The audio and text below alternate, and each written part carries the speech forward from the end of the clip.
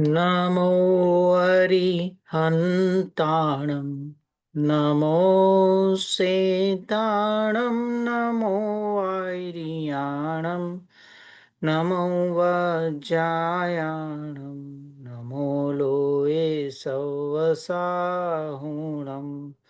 मङ्गलं भगवान् वीरो मङ्गलं गौतमो गणी मङ्गलं कुन्दकुन्दार्यो जैनधर्मोऽस्तु मङ्गलं सर्वमङ्गल्यमाङ्गल्यं सर्वकल्याणकारकं प्रधानं सर्वधर्माणां जैनं जयतु शासनं जैनं जयतु शासनं श्री जिनवर की वंदना करो सहज निष्काम पख शांति क्रांत परमात्मा पाऊं मंगल धाम नए प्रमाण से जानकर सप्त तत्व का मर्म रत्न त्रय निधि प्राप्त कर कटे त्रिविधि दुष्कर्म।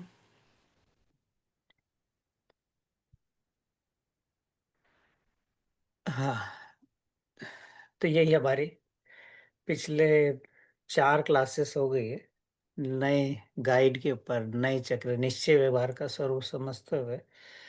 तो थोड़ा सा जो अब तक हमने स्वरूप समझा था और उसके बाद में जो अभी निश्चय नहीं के जो कुछ भेद है उस पे हमारी जो बचा हुआ जो प्रकरण है आज उसको हम पूरा करेंगे। तो अब तक हमने क्या चर्चा की कि नए को समझने से क्या लाभ है, नए और प्रमाण में क्या अंतर है। नई एक वस्तु के पूर्ण विवरण है। हम्म। न प्रमाण प्रमाण पूर्ण विवरण है, नई एक आंशिक विवरण है। बराबर। ओके। और इस नए ज्ञान इसको समझने से हमें क्या लाभ है, अल्टीमेट गोल क्या है हमारा इस सब्जेक्ट को समझने से। जनवारी का मर्म समझ में आ सकता है इससे। सम्यक दर्शन की प्राप्ति सम्यक दर्शन की होती प्राप्ति है। मतलब हाँ कि मैं अपने परमात्मा तत्व अपने आत्म हम्म, तत्व को खोजूं कि अनंत काल से मैं अपने घर में नहीं आया। तो ये उस सम्यक दर्शन और रत्न के अपने निज परमात्मा तक पहुंचाने के लिए ये सारा नए का प्रकरण है। फिर हमने आगे मतलब आध्यात्म के आगम में द्रव्यार्थिक और पर्यार्थिक नए उसकी चर्चा अगले सेमेस्टर में जिसे हम आगम के नए में सेवंत में।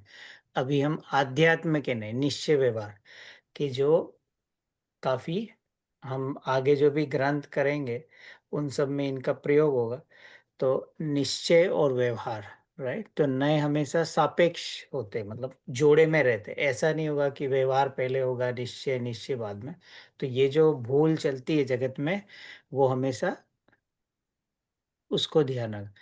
नए अब आगे नए कहते किसे और भी जो उसके अलग अलग परिभाषा आई थी अलग अलग आए थे कि नए क्या है, द्रव्य है, गुण है कि पर्याय है। ज्ञान गुण की पर्याय ज्ञान गुण की पर्याय पर्याय है। ज्ञान गुण के तो जो कुछ भी नए है निश्चय व्यवहार ये सब ज्ञान की प्रक्रिया है। ऐसा ज्ञान में और वचन में भी बोला जाता है तो वचनात्मक भी हो जाते हैं। पर मूलतः तो हम ज्ञान में वस्तु को तक पहुंचने के लिए। तो फिर हमने निश्चय नए और व्यवहार नए। तो निश्चय का मतलब क्या और व्यवहार का मतलब क्या। निश्चय नए और व्यवहार नए। तो निश्चय नए क्या करता है। निश्चय नए सच्चा निरूपण करता है। बराबर, पहला सच्चा निरूपण करता, बराबर बिल्कुल सही। फिर वो आत्मार्थिक कथन है, बराबर। असंयोग तो असंयोगी आत्मा कथन है। असंयोगी है। ये निश्चय का यथार्थ का असंयोगी आत्मार्थिक कथन है। बराबर। प्रत्येक द्रव्य का स्वतंत्र कथन करता है।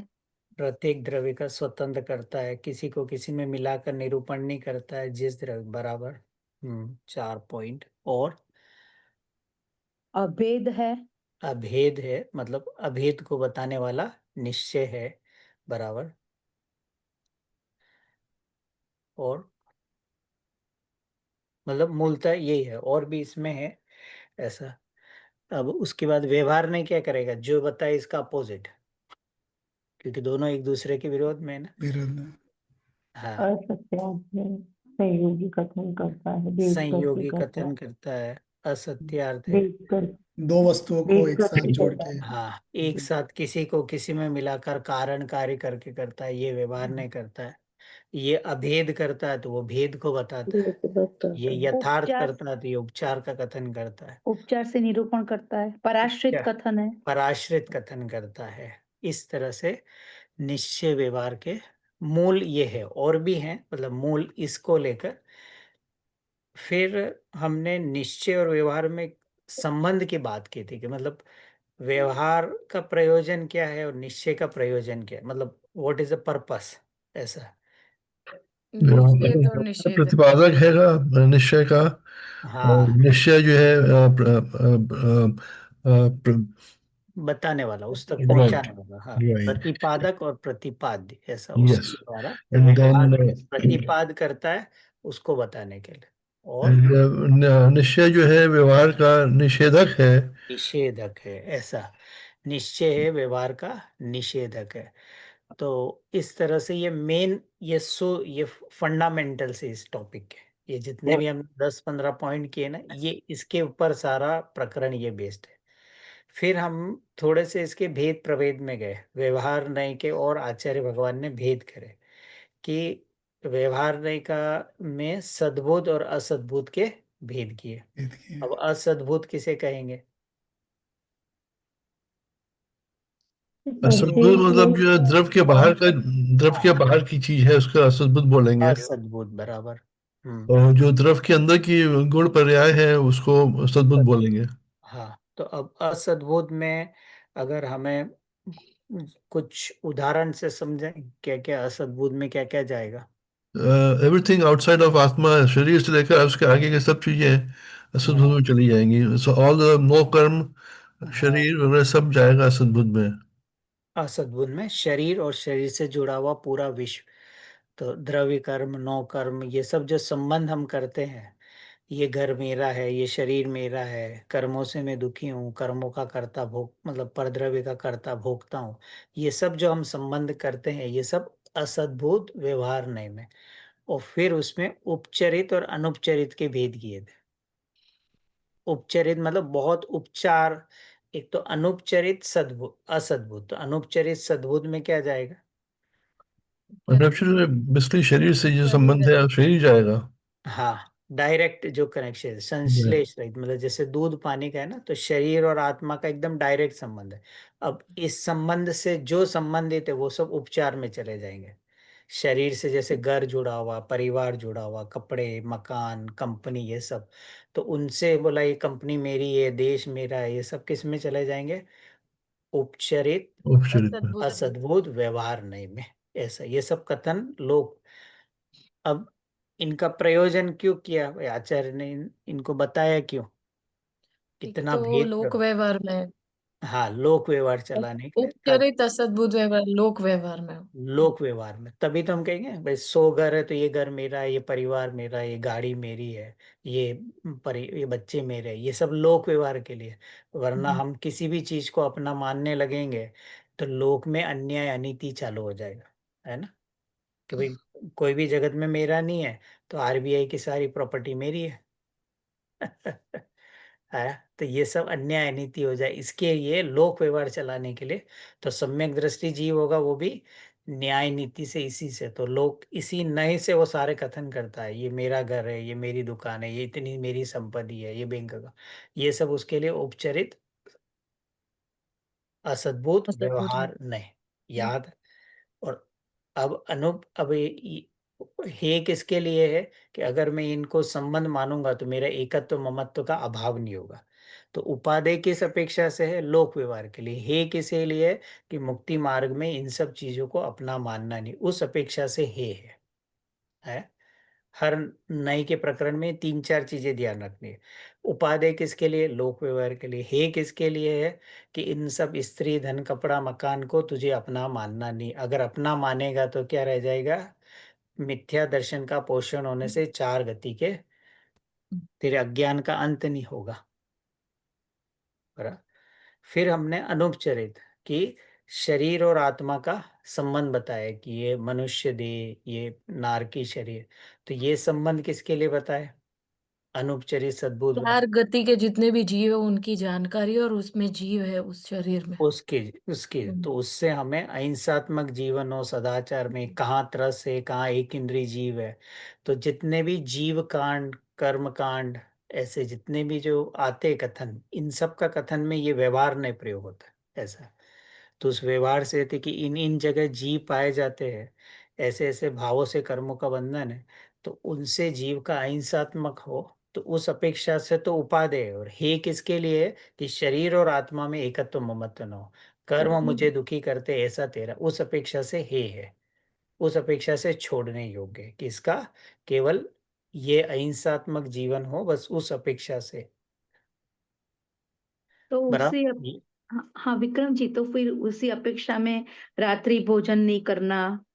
हाँ, मतलब वही कि रात्रि भोजन में तो इसीलिए तो उसको पता है ना कि भाई कैसे कैसे कहाँ कहाँ जीव होते हैं, कैसे पाए जाते हैं, तो इसलिए उसको बाहर में कहाँ कहाँ जीव पाए जाते हैं, तो उसके अहिंसात्मक जीवन इसलिए रहता है कि इन इन जगह इन इन शरीर में ऐसे एक इंद्रिय दो इंद्रिय जीव है, इसलिए वो सब इस, हाँ, ये सब वहां से प्रारंभ होता है।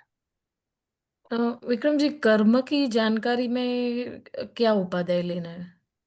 बस कर्म के साथ बस आत्मा का ये संबंध है, बस उससे ये है। और कर्म आत्मा को दुखी नहीं करते हैं, ऐसा तो कहीं कथन आ जाए कि कर्म आत्मा को दुखी करते हैं, कर्मों के कारण हुआ, तो ये सब कथन क्या है? कथन मात्र है, असद्भुत व्यवहार नहीं का कथन है। मानना नहीं है कि कर्म के कारण तो रुका हुआ है, कर्म ने तुझे रोका हुआ नहीं है, कहीं पे भी कैसा भी कर्म का कथन आए वो सब कथन मात्र है, कर्म अलग है, तू अलग है, ऐसा। तो ऐसे कथन आएंगे, ज्ञानावरणी कर्म के कारण ज्ञान रुका हुआ है, असाता कर्म के कारण तू बहुत दुखी है, तो वो सब कथन हमें असद्भुत व्यवहार नहीं कि केवल कथन किए हैं, प्रयोजन है, बस कर्म और जीव में निमित्त निमित्तिक पर कर्ता कर्म संबंधी है, ऐसा। केवल ये उपचार का कथन है, जितने भी निमित्त निमित्तिक कथन है ये सब असद्भुत व्यवहार नहीं के कथन होते हैं, क्योंकि वो दो अलग अलग चीजों में, अलग अलग द्रव्यों में संबंध करके बताते हैं। कुम्हार घड़ा बनाता है, अग्नि से पानी गर्म होता है, मैं दुकान चलाता हूँ, ये सब असद्भुत व्यवहार नहीं के कथन। मतलब उपचारित असद्भुत के हो जाएंगे, आई गेस, राइट? हाँ, वो उसमें है कि असद्भुत में अब निकटवर्ती है दूरवर्ती है, तो उसमें हमको डिवीजन का, जहां पर भी दो द्रव्यों में संबंध हुआ ये व्यवहार का, चाहे ज्ञान का जगत के साथ कि केवली भगवान लोकालोक को जानते हैं, असद्भुत व्यवहार नहीं, क्योंकि दो भिन्न भिन्न चीजों में ऐसा कि प्रभु लोकालोक को जानते हैं, तो ये कथन के किसका है? व्यवहार नहीं का है, क्योंकि दो भिन्न भिन्न सत्ताओं में संबंध किया, भगवान के ज्ञान में और लोकालोक में संबंध किया है, कथन मात्र है। भगवान का लोकालोक से कोई संबंध नहीं है, लोकालोक अपने में है, भगवान अपने ज्ञान में रहकर अपने ज्ञान को जानते हैं। यार, यहाँ तक क्लियर? तो ये तो हुए असद्भुत का। अब जो हमने सद्भुत में, ठीक है, तो अब सद्भुत मतलब द्रव्य के भीतर, जो सद्भुत मतलब वस्तु की सत्ता के भीतर। तो अब किसी भी द्रव्य के भीतर क्या है? द्रव्य के अगर हम किसी भी द्रव्य क्षेत्र काल भाव में देंगे, तो वस्तु में क्या है? द्रव्य गुण पर्याय, धर्म है, गुण है, शक्तियां, यही रहेंगे। अब इन सब में अब दूसरा जो व्यवहार नहीं का काम है, अभेद में भेद करना, राइट। तो सद्बुद्ध में आचार्य भगवान ने क्या किया? अभेद में भेद किया, किसके लिए? आत्मा समझाने के लिए। तो ये सद्बुद्ध व्यवहार नहीं का मेन पर्पस था आत्मा को समझाने के लिए, क्योंकि तू आत्मा से परिचित नहीं है, तो आत्म वस्तु और द्रव्य कैसा है, तो किसी भी द्रव्य में करे, चाहे वो जीव हो, पुद्गल हो, जैसे पुद्गल में भेद किया कि इस पुद्गल में स्पर्श रस गंध वर्ण है, तो ये सद्भुत व्यवहार नहीं का कथन हुआ। तो जितने भी द्रव्य में गुण पर्याय के भेद करते हैं, धर्मों के भेद करते हैं कि वस्तु में ऐसे नित्य अनित्य धर्म है, एक अनेक, किसी भी प्रकार से जो भेद किए जाते हैं सब व्यवहार नहीं के खाते में जाते हैं। बराबर, यहाँ तक ठीक। आ रहा है सूर्यकला जी, आ रहा है सुधा जी। मतलब अब तो कठिन नहीं लग रहा है ना, 4 क्लास के बाद ऐसा तो नहीं लग रहा है कि बहुत कोई हम ऐसा विषय समझ रहे हैं कि जो हमें समझ में ही नहीं आएगा। शुरू में जरूर लगता है, पर अगर जो जो भी वापस देखते हैं करते हैं तो धीरे धीरे वो विषय आत्मसात होने मतलब अंदर में एब्जॉर्ब होने लगता है। तो भेद किया, अब भेद करेंगे तो आत्मा में क्या है, गुण और पर्याय है। ठीक है, तो अगर, और पर्याय भी फिर हमने कैसी 3 प्रकार की पर्याय बताई थी आत्मा में, कि जीव के अंदर या तो पूरी अशुद्ध पर्याय है, आंशिक शुद्ध पर्याय है, या शुद्ध पर्याय है। ऐसा कि शुद्ध पर्याय किस में होती है, कि सिद्ध भगवान में, अनंत भगवान में जो शायिक भाव है ये शुद्ध भाव है। ऐसा, अब आंशिक शुद्ध पर्याय किस में होती है, कि सम्यक दृष्टि जीवों में। ऐसा, मुनिराज में जो सयोपशम भाव है, उपशम भाव है, ये सब जो है आंशिक शुद्ध पर्याय। और अशुद्ध पर्याय मतलब औदैहिक भावना, मोह राग द्वेष की भावना, ये सब अशुद्ध पर्याय हो गई है। ठीक, तो सबसे पहले हम सबका प्रयोजन क्या है, सुखी होना। तो सुखी होना मतलब कि हम दुख से छूटना। तो फिर आत्मा में भेद करके, कि आत्मा में मोह राग द्वेष के भाव होते हैं, ये जो भेद किया और भेद करके आत्मा के रागादि भाव का ज्ञान कराया, और जो आंशिक शुद्ध पर्याय का ज्ञान कराया, ये सब किस में चले जाएंगे, उपचरित सद्भुत व्यवहार नए में। उपचरित क्यों, क्योंकि ये रागादि भाव, अशुद्धता, अपूर्णता जीव का त्रिकाल स्वभाव नहीं है, क्षणिक रहने वाला, कुछ समय के लिए। जैसे उपशम और शयोपशम भाव है, ये भी सदैव रहने वाले नहीं है। अशुद्धता भी आत्मा का वास्तविक स्वरूप नहीं है, इसलिए उसको उपचरित बोला। ऐसा, और उपचरित बोल के और सद्भुत क्यों बोला, क्योंकि अभेद में भेद किया। व्यवहार क्यों बोला, क्योंकि वो भेद करके बताया। और नहीं क्यों, क्योंकि ज्ञान में वस्तु तो अखंड है, वस्तु में कोई भेद नहीं है, पर हमको समझने के लिए कि किसका हमें अभाव करना है, ये उपचरित सद्भुत व्यवहार। तो ये आश्रय और बंध का हमें ज्ञान कराता है कि भाई तेरे अंदर में जो दुख है उस उसका अभाव करना है। अब ये अशुद्धता का अभाव होगा तो प्रकट क्या होगा, अपूर्णता और अशुद्धता का अभाव होगा तो प्रकट क्या होगा, कि शुद्धता प्रकट होगी। तो अब उस पूर्ण शुद्धता को, आत्मा के अलग अलग गुणों को, गुण गुणी के भेद को बताने वाला, कि वो हो जाएगा अनुपचरित सद्भुत व्यवहार नहीं। व्यवहार। क्योंकि गुण तो सदैव शुद्ध रहते हैं। तो अब गुण भेद आचार्य करते हैं कि आत्मा में ऐसे ज्ञान, दर्शन, सुख, वीर्य, आगे जब हम शक्तियों की कभी चर्चा करेंगे तो अलग अलग शक्तियों के माध्यम से हमें स्वयं अपनी महिमा बताने के लिए, क्योंकि हमें अपने आत्म स्वरूप की महिमा नहीं है, इसलिए हम बाहर के पदार्थों में। हाँ, तो जब तक तो वो भेद करके, तो वो अनुपचरित सद्भुत व्यवहार हमें और आत्मा के निकट लाता है। उसके जब एक एक गुण की बात करते हैं, कि आत्मा में ज्ञान है, सुख है, वीर्य है, जीवत्व है, प्रभुत्व है, ऐसे जो अलग अलग गुणों के द्वारा हमें स्वयं की महिमा बताता है। तो अनुपचरित सद्भुत व्यवहार हमें आत्मा के और निकट लेकर आता है एकदम आत्मा के निकट आकर, और द्रव्य में। और अगर मैंने इस आत्मा को अनुभव में लिया, जब हम आगे परम शुद्ध निश्चय ने, कि उस विषयभूत आत्मा को अनुभव में लिया, तो मेरी आत्मा में क्या रहेगा, शायिक भाव प्रकट होगा, अर्थात सम्यक दर्शन ज्ञान, वो अनंत और सिद्ध दशा है, प्रकट होगी। तो उस पूर्णता को बताता है ये सब अनुपचरित सद्भुत व्यवहार ने। और उपचरित सद्भुत व्यवहार क्या बताएगा, कि किसका अभाव करना है, कि ये रागादि भाव, आंशिक शुद्धता, ये तेरा सदैव रहने वाला स्वरूप नहीं है। तो दुख का अभाव हो, ये तो बताएगा उपचरित। और दुख का अभाव हुआ, अपूर्णता का अभाव हुआ, और केवल ज्ञान आदि प्रकट होना, अनंत ज्ञान, अनंत दर्शन, अनंत सुख, अनंत वीर, इसको बताता है उपचरित, अनुपचरित सद्भुत व्यवहार ने। बराबर है। रचना जी आ रहा है, सलोना जी आ और आगे। रहा है, नेहा जी उपचरित और अनुपचरित सद्भूत में डिफरेंस नहीं समझ में आया। उपचरित में दुख का ज्ञान कराया, आश्रव बंध का, आश्रव बंध और संवर्ण निर्जरा। ठीक है, तो संवर्ण निर्जरा भी क्या है कि आंशिक शुद्धता है, आश्रव बंध क्या है, जीव का स्वभाव नहीं। तो उपचरित सद्भुत व्यवहार नहीं बताता है कि हमें किसका अभाव करना है। हाँ, क्योंकि भेद करके बता रहे हैं ना कि आत्मा में वर्तमान में मोह राग द्वेष के भाव है, औदैहिक भाव है। तो तू अगर सही दिशा में पुरुषार्थ करेगा और तू अपने आत्म स्वरूप को अनुभव में लेगा, तो निर्विकल्प अनुभव होगा, तो क्या होगा कि तेरे मोह राग द्वेष मिथ्या दर्शन ज्ञान चारित्र का अभाव के सम्यक दर्शन ज्ञान चारित्र प्रकट होगा, तो मोक्ष मार्ग पर आएगा। ठीक है, तो ये मोक्ष मार्ग और साधक दशा प्रकट होगी। अब ये साधक दशा भी सदैव रहने वाली नहीं है, इसलिए इसको इन इन सब इस तरह का जो कथन किया जाता है, सम्यक दृष्टि जीव होना, ये सब कहाँ चला जाएगा, उपचरित सद्भुत व्यवहार नय में।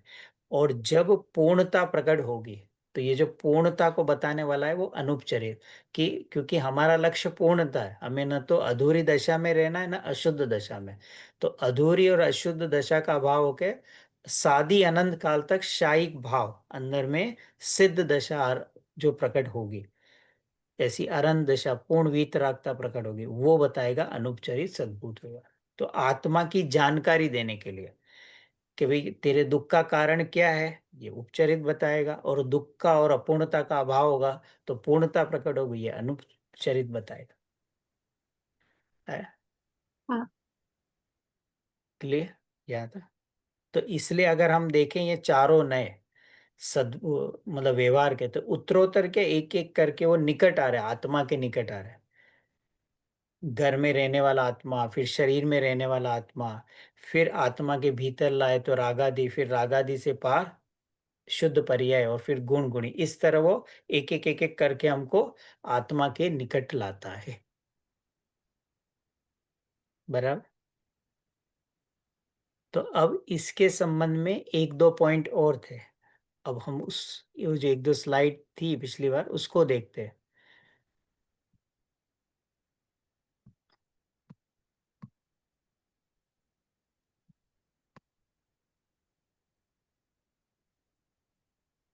ये हमारा हुआ था,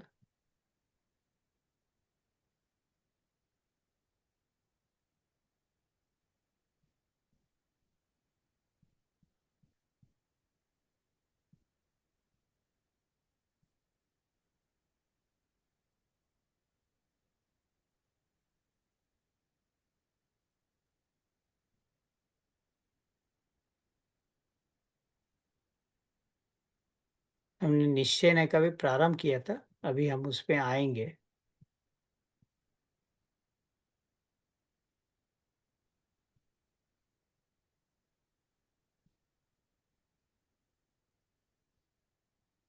हाँ, ये दिख रही है स्लाइड आपको, इसमें क्या है, व्यवहार ने उत्तरोत्तर अधिक वजनदार है, तो उपचरित असद्भुत व्यवहार ने, तो उपचरित असद्भुत व्यवहार ने क्या स्थूल है, मतलब उसमें क्या है,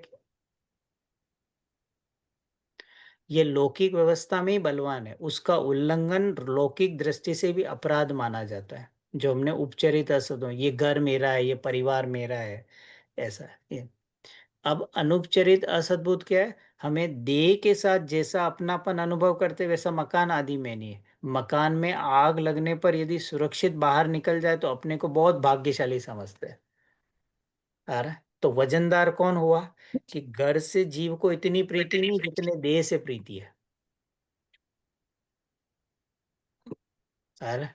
अगर उसकी जान बच रही हो और पैसा भी जा रहा हो, घर भी जा रहा हो, परिवार भी जा रहा हो, तो भी चलेगा। तो इसलिए वो अनुपचरित और हो गया, देह के साथ निकटवर्ती संबंध हो गया। अब ये तो हुआ उपचरित में, मतलब असद्भुत में। अब सद्भुत में देखना है।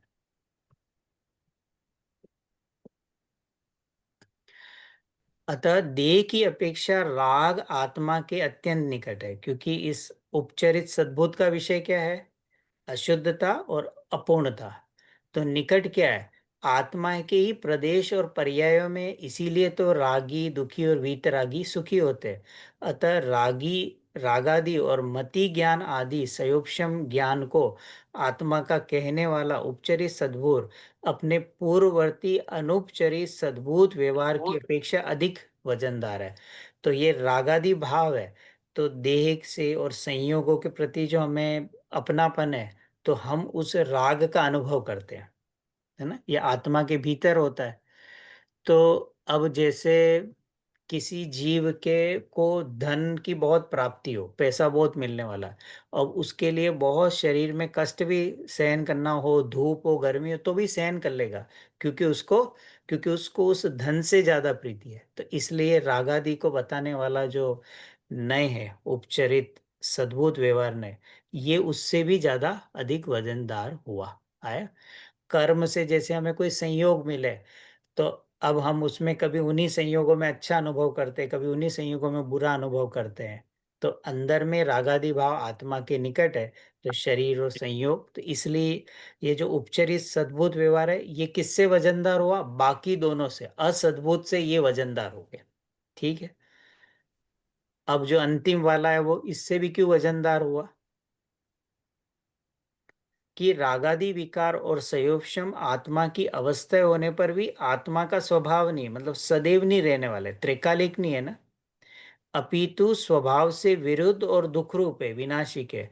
अतः आत्मा के पूर्ण स्वभाव को और पूर्ण शुद्ध पर्याय को बताने वाला, गुण भेद से आत्मा के निकट पहुंचाने वाला अनुपचरित है। तो अनुपचरित सद्भुत व्यवहार क्या है? शुद्धता और गुण भेद है, इसलिए आत्मा के और निकट है। इसलिए इस तरह ये चारों एक एक करके उत्तरोत्तर कैसे इनमें वेटेज बढ़ता जाता है। तो अनुपचरित सद्भुत का वेटेज उपचरित से ज्यादा है, सद्भुत से, उपचरित का बाकी के दोनों असद्भुत से ज्यादा है। हाँ, अब इस प्रकरण में किसको क्या समझ में नहीं आया है?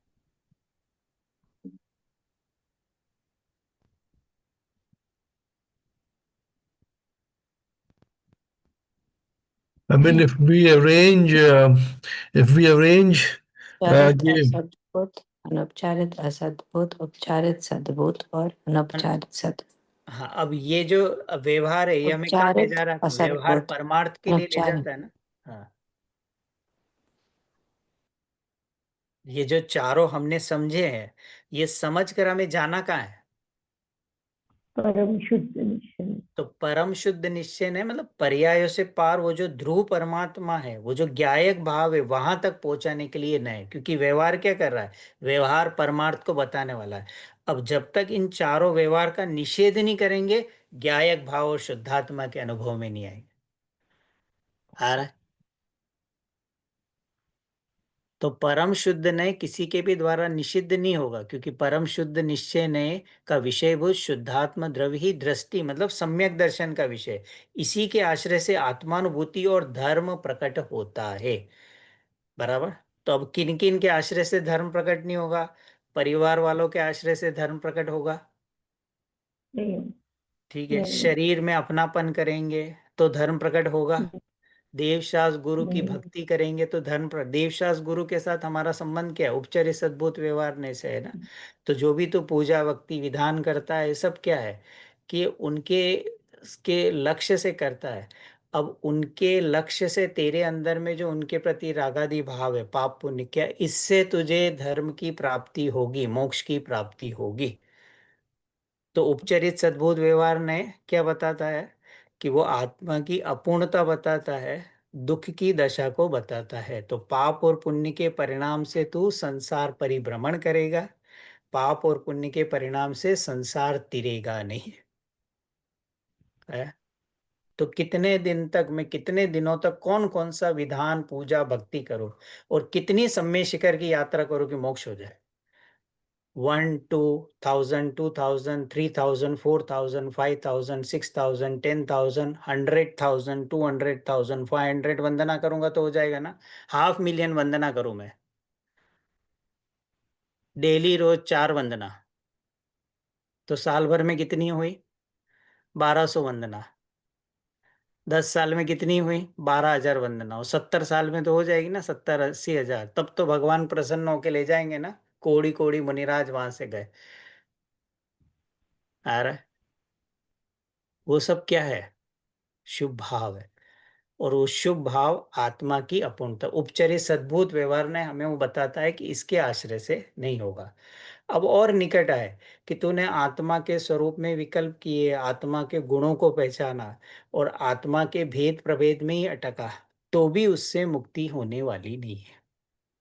तो आत्मा के स्वरूप को समझ के, और जब तू उस विकल्पों का पक्ष छोड़कर और निर्विकल्प अनुभूति में जाएगा, तो धर्मात्मा और सम्यक दर्शन का प्रकट होगा।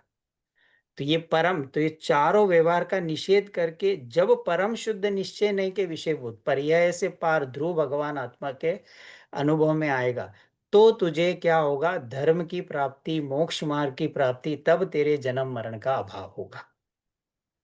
तो ये व्यवहार का तू पक्ष छोड़ेगा तो निश्चय में आएगा। तो गाथा भी आती है ना, हम जो जागता निश्चय में वो सोता व्यवहार में, जो जागता व्यवहार में वो सोता निश्चय में। तो अब हमें निश्चय में जागना है कि निश्चय में सोना है? व्यवहार में ही जागते रहना है कि निश्चय में भी आना है? कब तक ये करते रहेंगे? अब क्या करना है कि भगवान को पराया करके अपने भगवान के दर्शन करने। कल से अष्टानी का पर्व चालू हो रहा है। किसके लिए अष्टानी का पर्व? अष्टम वसुधा को पाने के लिए। अष्टम वसुधा का राग अलापने के लिए नहीं, भगवान का राग छोड़ के अपने भगवान का दर्शन करने के लिए 8 अष्टानी का पर्व है। आया? अभी 10 लक्षण पर्व गया, अभी अष्टानी का, फिर 10 लक्षण, फिर अष्टानी का आएगा। ये बार बार पर्व क्यों आ रहा है? तुझे याद दिला रहे कि मनुष्य भव मुक्ति के लिए है, जगत के पाप कार्यों के लिए नहीं है। महाभाग्य से जिनवाणी मिली है और महाभाग्य से तेरे कान में वाणी पड़ रही है। ये नयों की चर्चा किसके कान में पड़ती है? कि सुमेरु जैसा पुण्य जो पूर्व भव में लेकर आया है, उसके कान में नए की शब्द पड़ते हैं। आया? तू देख ले तेरी फैमिली में जितने व्हाट्सएप में कांटेक्ट है, किसको ये नए के नाम भी पता है? नमोरी अंतणाम आता होगा, पर किसको चारों नयों के नाम, ये जितनी तूने चर्चा सुनी, एक को नए का शब्द भी नहीं पता होगा। आ रहा है? कैसे मुक्ति प्राप्त करते हैं, धर्म मार्ग क्या है, ये किसको पता है? कि महाभाग्य से तुझे पता है। तो ये 8 अष्टानी का पर्व कैसे है कि एक एक दिन एक एक नए का स्वरूप जानकर, और अष्टानिका के अंतिम दिन में परम शुद्ध निश्चय नए में आत्मा में अनुभूति आओ, इसके लिए अष्टानी का पर्व है, कि वहां तक पहुंचने के लिए। तो अब ये व्यवहार से कैसे परमार्थ में आए, यहां तक हमारी चर्चा हुई। फिर हमने निश्चय के भेदों की चर्चा की। निश्चय मतलब अभेद में, और द्रव्य के यथार्थ स्वरूप को निरूपण करना। तो वहां हमने शुरुआत कहाँ से करी थी? कि अभेद सो निश्चय करेगा। तो अब निश्चय क्या करेगा?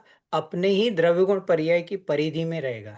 तो कभी या तो पर्याय से अभेद करके कथन करेगा, या अपने ही पर्याय से भेद करके कथन करेगा। तो हमने शुरू में कहाँ पे आए थे?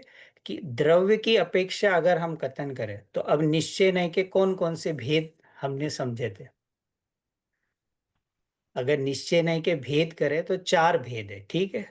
तो उसमें से द्रव्य पक्ष में कौन जाएंगे? द्रव्य की अपेक्षा से कौन सा नय होगा, और पर्याय की अपेक्षा से कौन सा होगा? द्रव में केवल परम शुद्ध निश्चय नहीं परम होगा। शुद्ध निश्चय ने।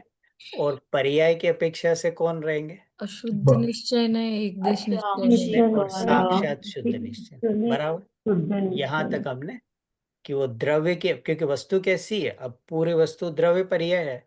तो अब द्रव्य की अपेक्षा से परम शुद्ध निश्चय ने, और पर्याय की अपेक्षा से क्या रहेगा? अशुद्ध निश्चय ने, एक देश शुद्ध निश्चय ने, और साक्षात शुद्ध निश्चय ने। अब नाम से थोड़ा पता लग रहा ना, अशुद्ध निश्चय ने में क्या करेंगे आचार्य भगवान? पर्याय की अपेक्षा है और अभेद का कथन करना है। और आत्मा में 3 प्रकार की पर्याय है, अशुद्ध, आंशिक शुद्ध और पूर्ण शुद्ध। तो अशुद्ध पर्याय में द्रव्य मिलाकर कथन किया जाए तो वो कौन से नय का कथन हो जाएगा? अशुद्ध निश्चय। निश्चय। ये मोही रागी द्वेषी आत्मा, मिथ्या दृष्टि आत्मा, पापी आत्मा, ऐसा। तो ये सब जो कथन किए जाते, पुण्यात्मा आत्मा, ये सब जो कथन किए जाते वो किसके लिए? कि यह अशुद्ध निश्चय नय से है। बराबर, यहां तक क्लियर? एक समय की जो अशुद्धता है और उसको द्रव्य में मिलाकर कथन करना, जैसे पानी की गर्म अवस्था को देखकर पूरे ही पानी को क्या बोलना? गर्म बोलना। तो ये क्या हो गया? उसका जो शीतल स्वभाव था उसको तो गौण कर दिया और पूरा ही पानी गर्म हो गया। तो ऐसे ही यहाँ पर कि मिथ्या दर्शन के साथ और पूरे ही आत्मा को बोलना मिथ्या दृष्टि आत्मा, तो ये क्या हो गया? अशुद्ध निश्चय नय। तो अब ये अशुद्ध निश्चय नय समझने से हमें क्या फायदा है? कि मैं स्वयं को भूल कर हैरान हो रहा। ऐसे भजन में भक्ति में आता ना, भूल स्वयं निज वैभव को, आप हैरान हो अपने को भूल कर। तो मैं स्वयं को ही भूल कर हैरान हो रहा हूँ। ये अशुद्ध निश्चय ने हमें हमारी उस गलती का, हमें उस फॉल्ट का ज्ञान कराता है कि शरीर परद्रव्य कर्म ने हमें भूल नहीं कराई है, हम अपने कारण दुखी हैं। पहला तो ये। और दूसरा ये क्या बताता है? कि तू न तो शरीर का कर्ता भोगता है, न परद्रव्य का करने वाला है, तू अपने रागादि भाव का ही कर्ता भोगता है।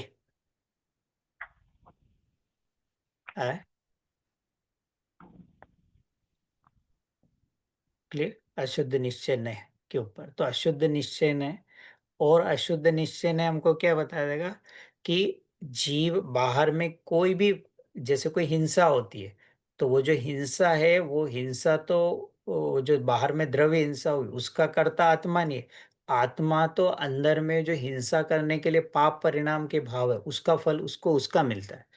बाहर में जो हिंसा हुई है वो तो उस पर पदार्थ की अपनी स्वयं क्रिया है। आत्मा किसी किसी अन्य आत्मा को मारे, ये इसमें शक्ति नहीं है, पर वो जो मारने का परिणाम है। तो ये अशुद्ध निश्चय ने हमें उस गलती को बताता है। यार क्लियर? तो विक्रम जी, इसका मतलब अशुद्ध जो हमारे क्षायोग क्षमिक भाव होते हैं, वो भी अशुद्ध निश्चय है, मतलब उसको दो, एक तो जो सायोपशमिक भाव है अज्ञान दशा वाले वो भी अशुद्ध निश्चय में, और शुद्ध वाले एक देश में जाएंगे। अभी हम उसमें थोड़ा आगे डिटेल में जाएंगे तो सायोपशमिक भाव दोनों में जाएंगे, क्योंकि सायोपशमिक भाव दोनों में घटता है, अशुद्धता में और शुद्धता में, मतलब एक देश शुद्धता दोनों में घटता है। इसके लिए है, अभी हम उसको देखेंगे आगे तो कैसे है तो उसको। हम्म कि विक्रम, जैसे अज्ञानी जीव है तो उसके भी ज्ञान जो है सयोपशमिक ज्ञान है, पर वो जो मिथ्या ज्ञान है तो वो तो इसमें चला जाएगा अशुद्ध निश्चय में, और जो सम्यक दृष्टि है तो उसके साथ में जो सयोपशम भाव है वो एक देश शुद्धता में चला जाए। ऐसा। हाँ जी। विक्रम जी, आई थिंक ये लास्ट टाइम मोक्षा ने पूछा था question, but I hmm, think it's still not clear to me कि ये शुद्ध निश्चय ने उपचरित सद्बुद्ध व्यवहार ने से कैसे डिफरेंशिएट हो रहा है। हाँ बराबर, तो पिछली बार भी हमने तो इसको अब हम और डिटेल में समझते हैं। अच्छा। हाँ, तो हमने उपचरित सद्बुद्ध में भी आचार्य भगवान ने भेद किया कि राग और अशुद्धता को किस में डाला है, उपचरित सद्बुद्ध में। अब अशुद्ध निश्चय नय में भी हम इसी की बात कर रहे हैं। तो दोनों में मेन डिफरेंस क्या है? What is the main difference? इन दोनों को हमें कैसे समझना? तो निश्चय का स्वरूप क्या है? कि व्यवहार का निषेध करता है, एक तो ये है।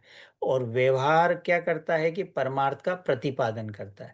तो कभी जैसे हम बोले हैं कि भाई आत्मा अपने रागादि भाव का करता है पर परद्रव्य का करता नहीं है, ठीक है?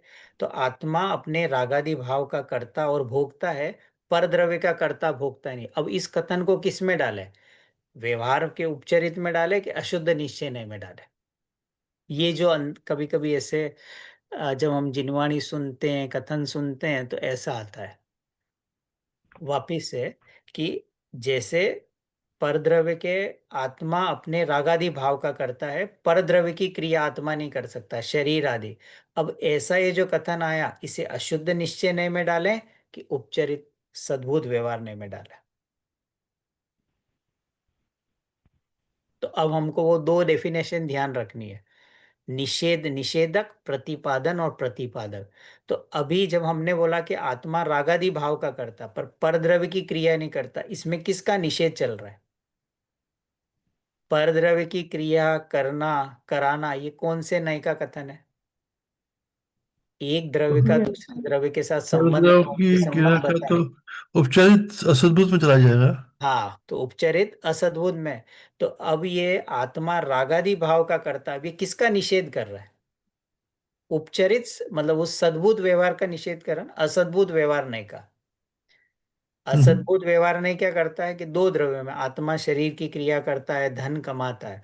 अब ये और ये आत्मा भोजन आदि से सुख आदि ये सब प्राप्त करता है। अब यहाँ कथन क्या चल रहा है कि आत्मा केवल रागादि भाव का कर्ता भोगता है, परद्रव्य की क्रिया और कर्ता भोगता है। तो ये निषेध किया ना, जी। इसको निषेध किया। तो जहां निषेध आए वो निश्चय नहीं का कथन है। तो यहाँ शुद्ध निश्चय नहीं की बात चल रही है, बराबर।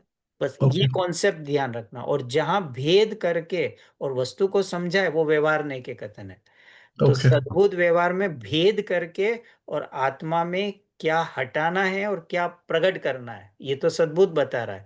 और जहां ये निषेध का कथन आए वो सब कथन किस में चले जाएंगे? निश्चय नहीं के कथन ओके। है। ये पूरी जिनवाणी चारों अनियोग पढ़ने में ये फंडामेंटल ध्यान रखना।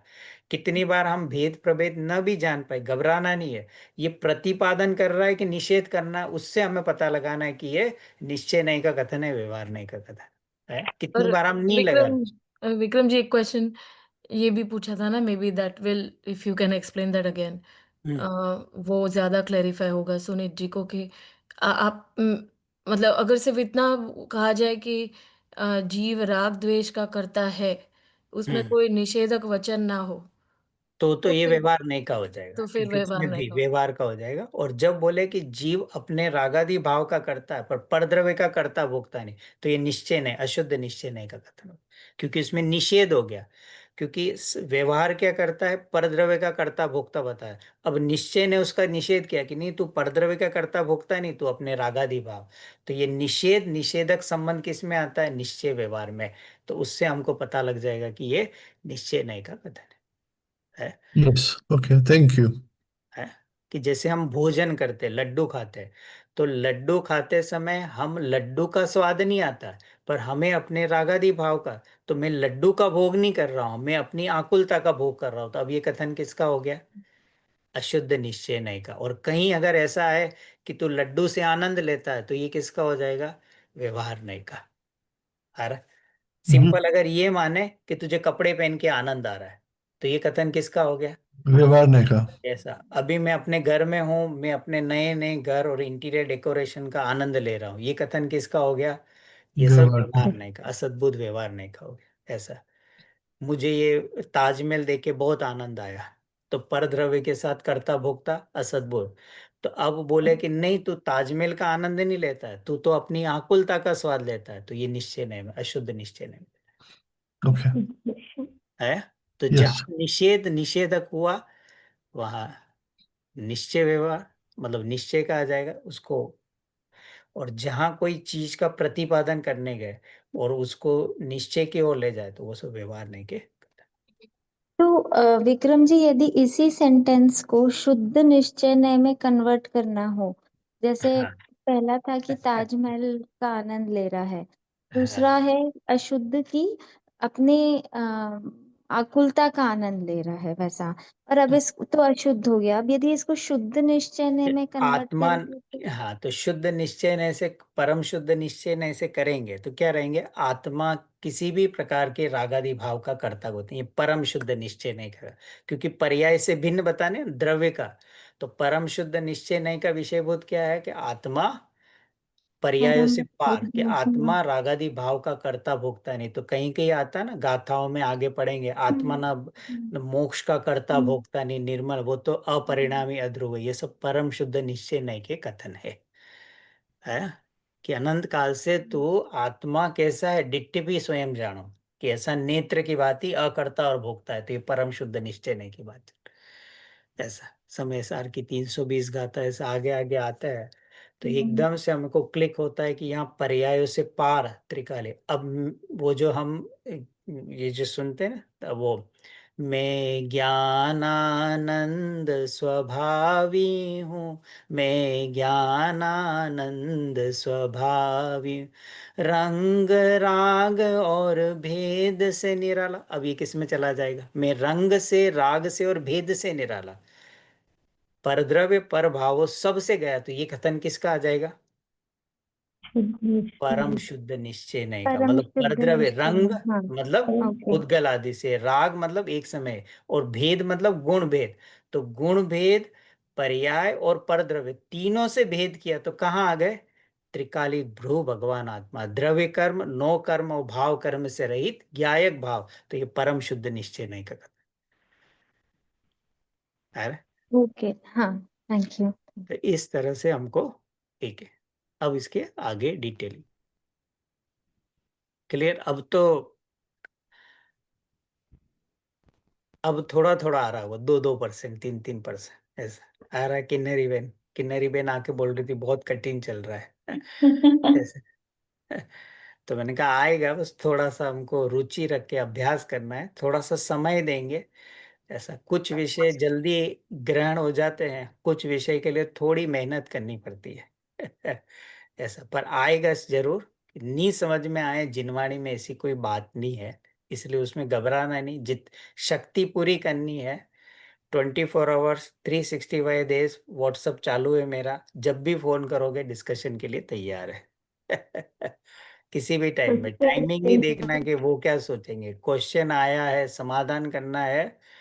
ये सब टेक्नोलॉजी और जो भौतिक सुख सुविधा है, ये हमारे आत्म कल्याण में सहायक बने, इसी के लिए इनका प्रयोग है है? सर एक चीज भी है, जैसे मुख्य प्रकाशक का हेडर, ये सब हमने पहले भी पढ़े हैं, तो इजीली समझ में आ गए। नए चैप्टर मैंने पहले कभी नहीं पढ़ा, तो मुझे थोड़ा सा डिफिकल्ट इसलिए लग रहा है कि नया टॉपिक है। हाँ, वो क्योंकि वो बहुत सामान्य, इसकी चर्चा नहीं होती है। जैसे जैसे जीव इस तत्व ज्ञान में आगे बढ़ता है, फिर उसको इस विषय में ले जाया जाता है।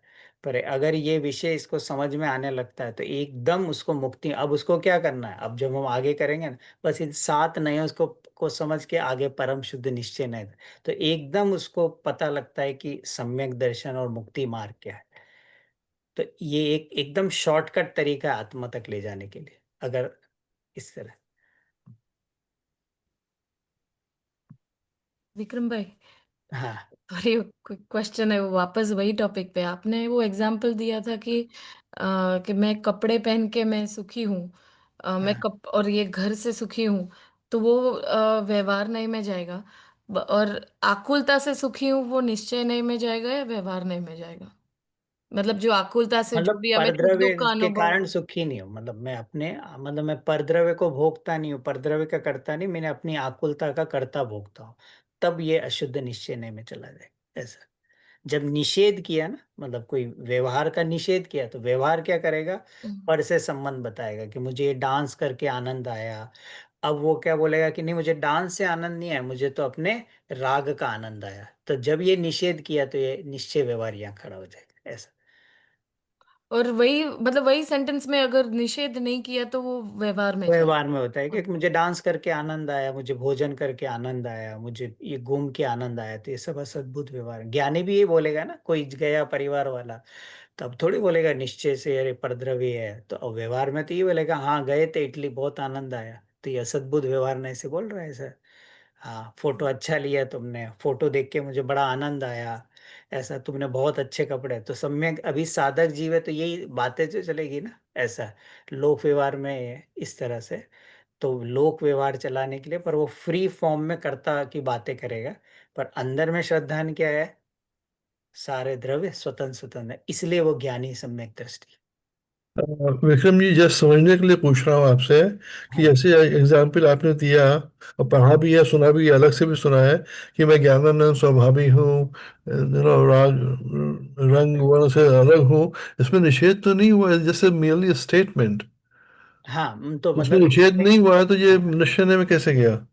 हाँ, पर उसमें सबसे भेद करा है ना, तो निश्चय परम शुद्ध निश्चय में क्या करेंगे कि परद्रव्य और पर्यायों से भिन्न बताया। तो राग रंग मतलब परद्रव्य आ गया, शरीर और संयोग आ गए, और राग मतलब अपनी एक समय की पर्याय, और भेद मतलब गुण भेद।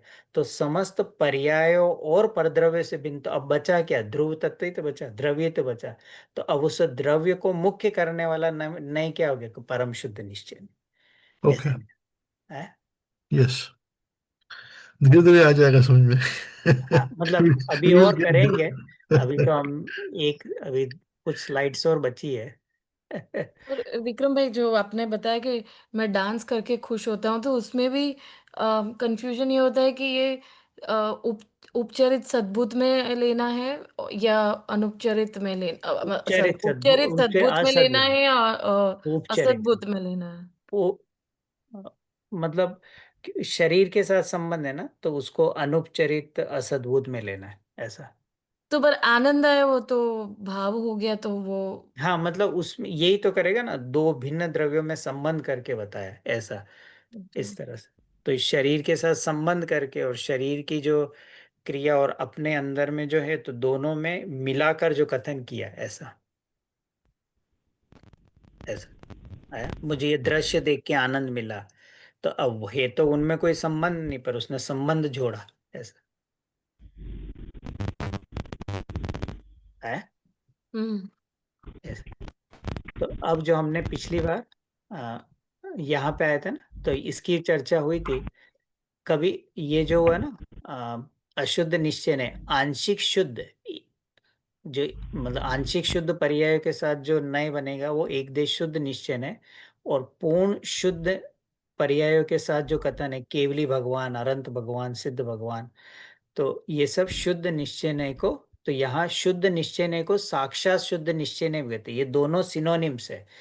तो हमें वो प्रकरण, कहीं आचार्य शुद्ध निश्चय नय यूज कर रहे हैं, कहीं साक्षात कर रहे हैं, तो हमको वो ध्यान रखना है। ये वही जो पुरानी उसकी स्लाइड को इसमें बताया। अब अशुद्ध निश्चय नय जो हमने, कि भाई अशुद्ध निश्चय नय में कि मैं रागी हूँ, क्रोधी हूँ, ज्ञानादि आदि को जीव कहना, मतलब अशुद्धता को द्रव्य में मिलाकर और पूरे ही आत्मा को अशुद्ध देना।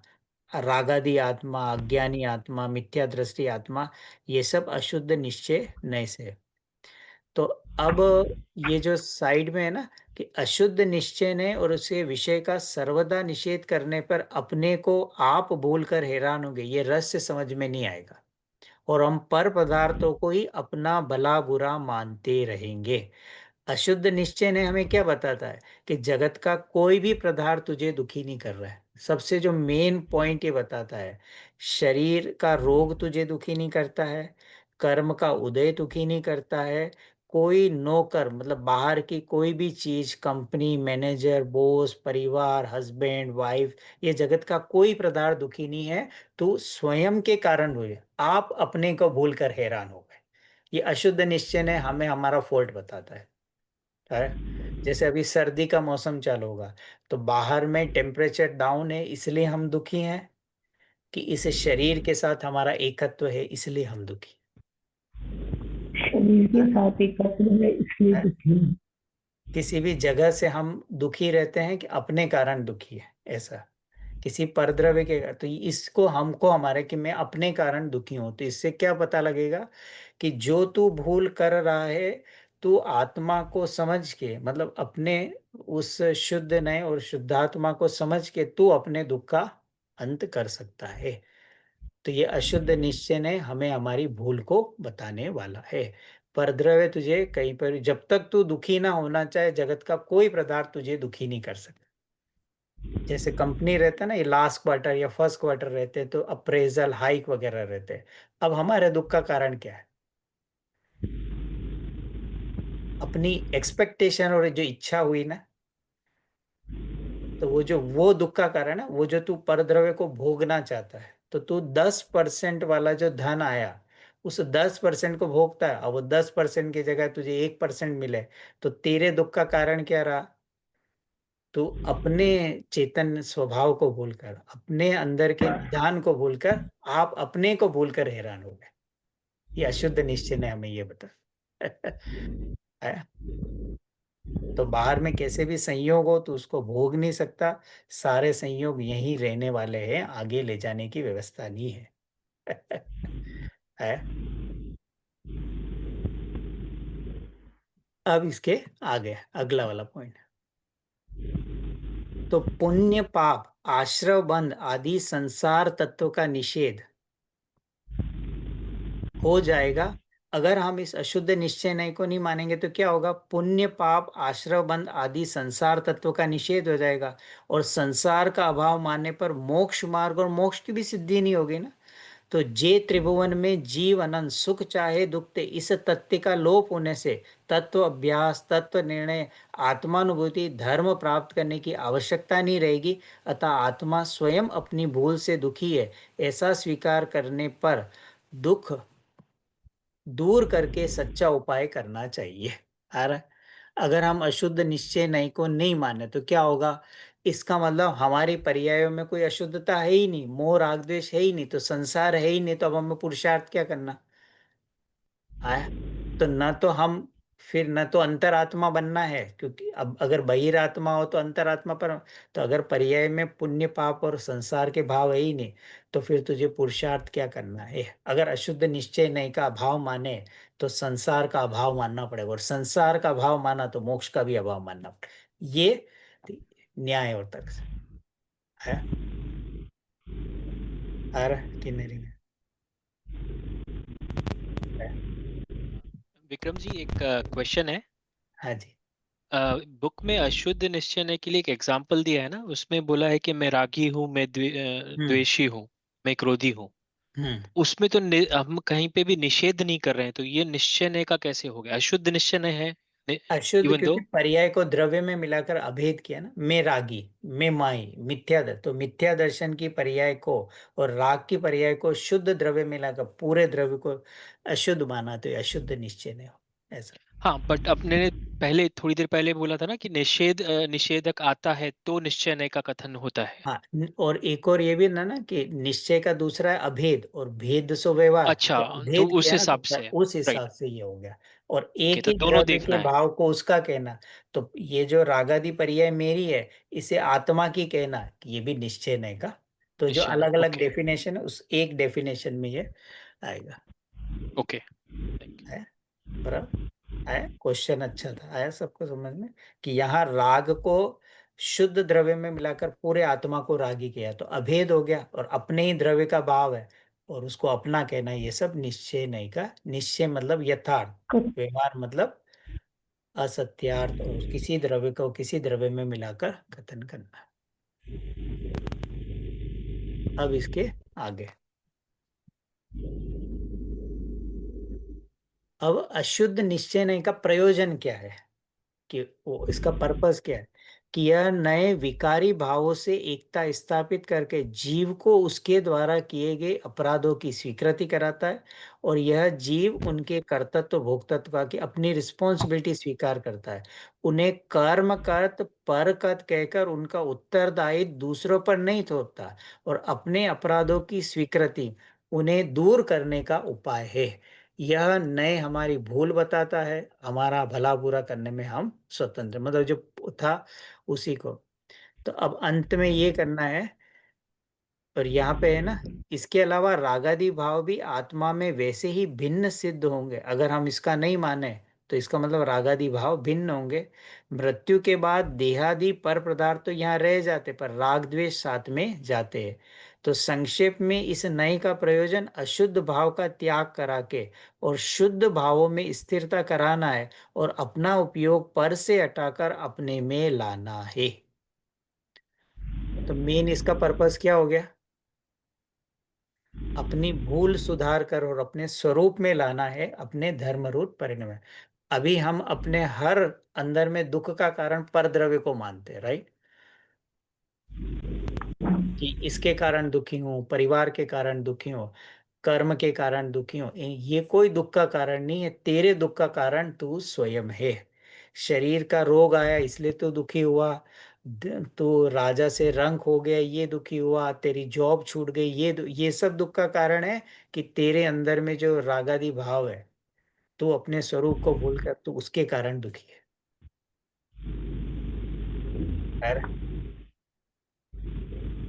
सुधारी, क्लियर हो रहा है? हमें हमारा फॉल्ट बता रहा है। अभी तक हम किसको फॉल्ट मान रहे थे? जड़ कर्म गुमाता है मुझको, यह मिथ्या भ्रांति रही मेरी। जड़ कर्म को देते रहे ना, क्या करे, कर्मों के फोड़े पड़े हैं, असत का बहुत उदय चल रहा है बेन, क्या करे। ये सब करके हम कर्मों को और परद्रव्य को दुखी मानते हैं। इस या परिवार में कोई सदस्य ऐसा आ जाए प्रतिकूल, इसके कारण दुखी हूँ, इसके कारण मैं धर्म नहीं कर पा रहा हूँ, जॉब में बहुत प्रेशर है, ये कोई कारण नहीं है। कारण क्या है? तेरा अंदर में स्वयं की भूल से, स्वयं के कारण है। तो ये हमको हमारी भूल बताकर और कैसे स्वरूप में जाए, कैसे धर्म प्रकट करे, उसे आगे बढ़ने की प्रेरणा देते हैं।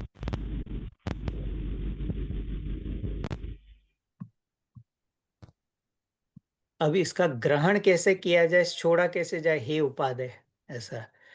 तो राग द्वेष रूपी विकारी पर्याय को ग्रहण करने वाला यह नए संसार मार्गी है, दुख का कारण है, अतः हे है।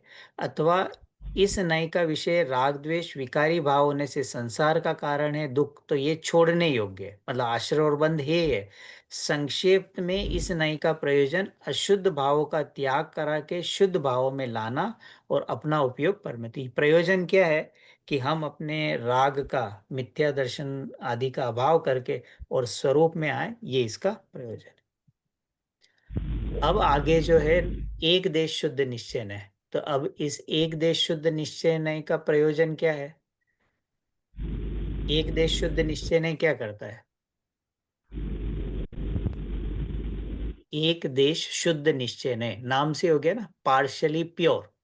तो पार्शल प्योर पर्याय को द्रव्य में मिलाकर और जो कथन किया जाता है, सम्यक दृष्टि जीव, श्रावक जीव, मुनिराज जीव, अंतरात्मा के जो जितने भी, ये सब किस में जाएंगे? एक देश शुद्ध निश्चय नय में। सम्यक दृष्टि में आंशिक शुद्धता है ना, केवली भगवान, अनंत भगवान में तो पूर्ण शुद्धता है, सिद्ध भगवान में।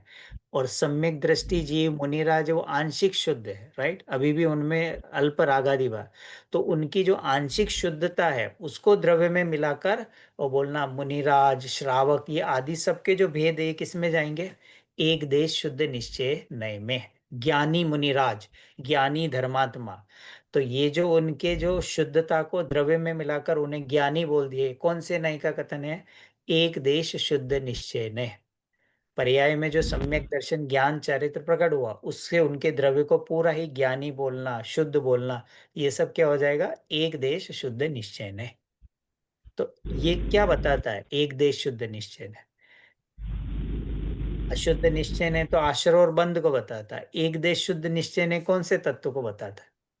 संवर और निर्जरा को बताता है।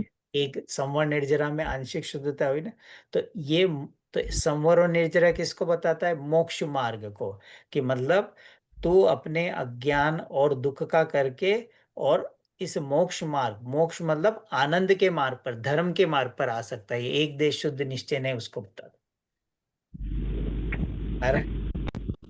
तो इस नए का प्रयोजन क्या है? कि तू अपने अज्ञान का त्याग करके और शुद्धता को प्रकट कर सकता है, संवर निर्जरा प्रकट करके धर्म मार्ग पे आ सकता है। पूर्णता को बताएगा साक्षात, और मार्ग पर आया वो किसको बताएगा? एक देश शुद्ध निश्चय नहीं को बताएगा है? तो इसके कारण ही लोक में सारा धर्म का जो भी चलता है, धर्मात्मा जीवों की प्रभावना का, वो सब ये एक देश शुद्ध निश्चय ने इसको बताता है।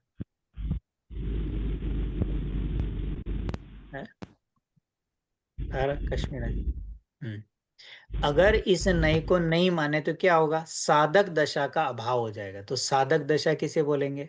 साधक दशा किस में जाएगी? बहिरात्मा की परमात्मा में?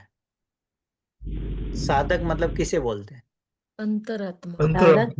साधक मतलब अंतरात्मा। हाँ, सम्यक दृष्टि जीव, जिसकी साधना प्रारंभ हो गई है।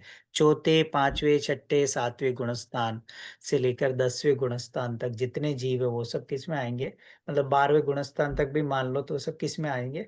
साधक जीव में आएंगे, क्योंकि उनकी साधना प्रारंभ हो गई है, आंशिक विकार बचा है। तो अगर इस नए को नहीं मानेंगे तो क्या मानेंगे? कि गृहस्थ ज्ञानी का भाव मानना पड़ेगा, व्रती श्रावक का भाव मानना पड़ेगा, मुनिराज का भाव मानना पड़ेगा। पड़ेगा। तो अब इसमें क्या है कि वो मिश्र अवस्था में रहते हैं, धर्म भी प्रकट हुआ है और धर्म के साथ आंशिक राग भी है। अब चौथे और पांचवें गुणस्थान वाले ज्ञानी का घर में भी है, और घर में रह के और अंदर में वीतरागता और वो भी चल रही है। ऐसा परिवार के बीच में बैठे हैं, ताश के पत्ते भी खेल रहे हैं, टीवी भी देख रहे हैं, और अंदर में ज्ञायक भाव की आराधना भी चल रही है। ये नहीं उसको बताता है, है? बच्चों के साथ क्रिकेट भी खेल रहा है ज्ञानी, और इधर कर्मों की निर्जरा भी हो रही है, क्योंकि अंदर में साधना क्या चल रही है कि मैं ज्ञाता दृष्टा हूँ, मैं क्रिकेट खेलने वाला नहीं, मैं एक चेतन। तो अंदर में द्रव्य दृष्टि भी बनी हुई है, और बच्चों के प्रति राग है, तो उनके साथ क्रिकेट भी खेलता हुआ दिखाई दे रहा है। तो क्रिकेट खेलने वाले भाव से बंद है, और मैं क्रिकेट खेलने वाला नहीं, इस ज्ञान धारा से निर्जरा चल रही है। ये नहीं इसको बताता है।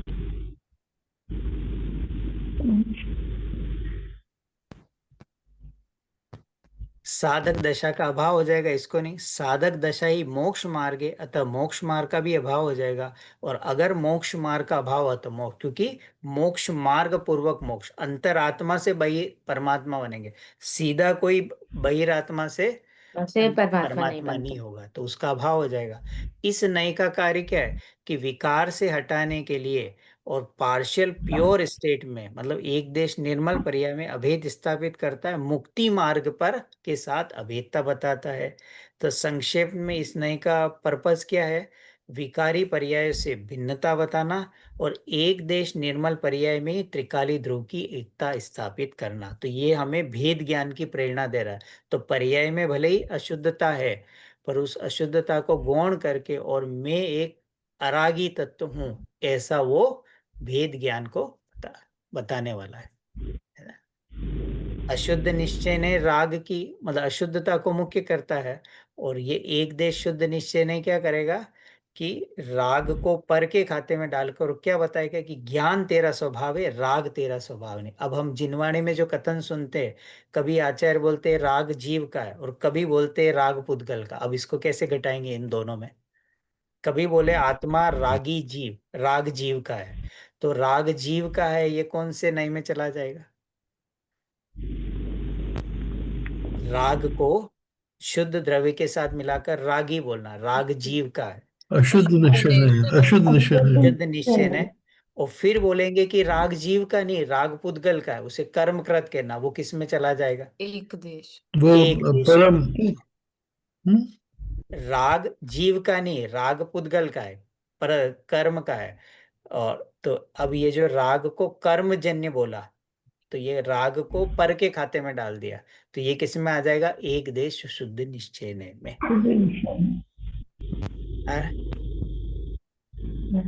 वापिस से कि एक जगह बोलेंगे राग जीव का है, तो राग और जीव में अभेदता स्थापित करी, तो ये तो हो जाएगा अशुद्ध निश्चय ने, क्योंकि राग अशुद्ध है, तो राग को जीव का कहना अशुद्ध निश्चय ने।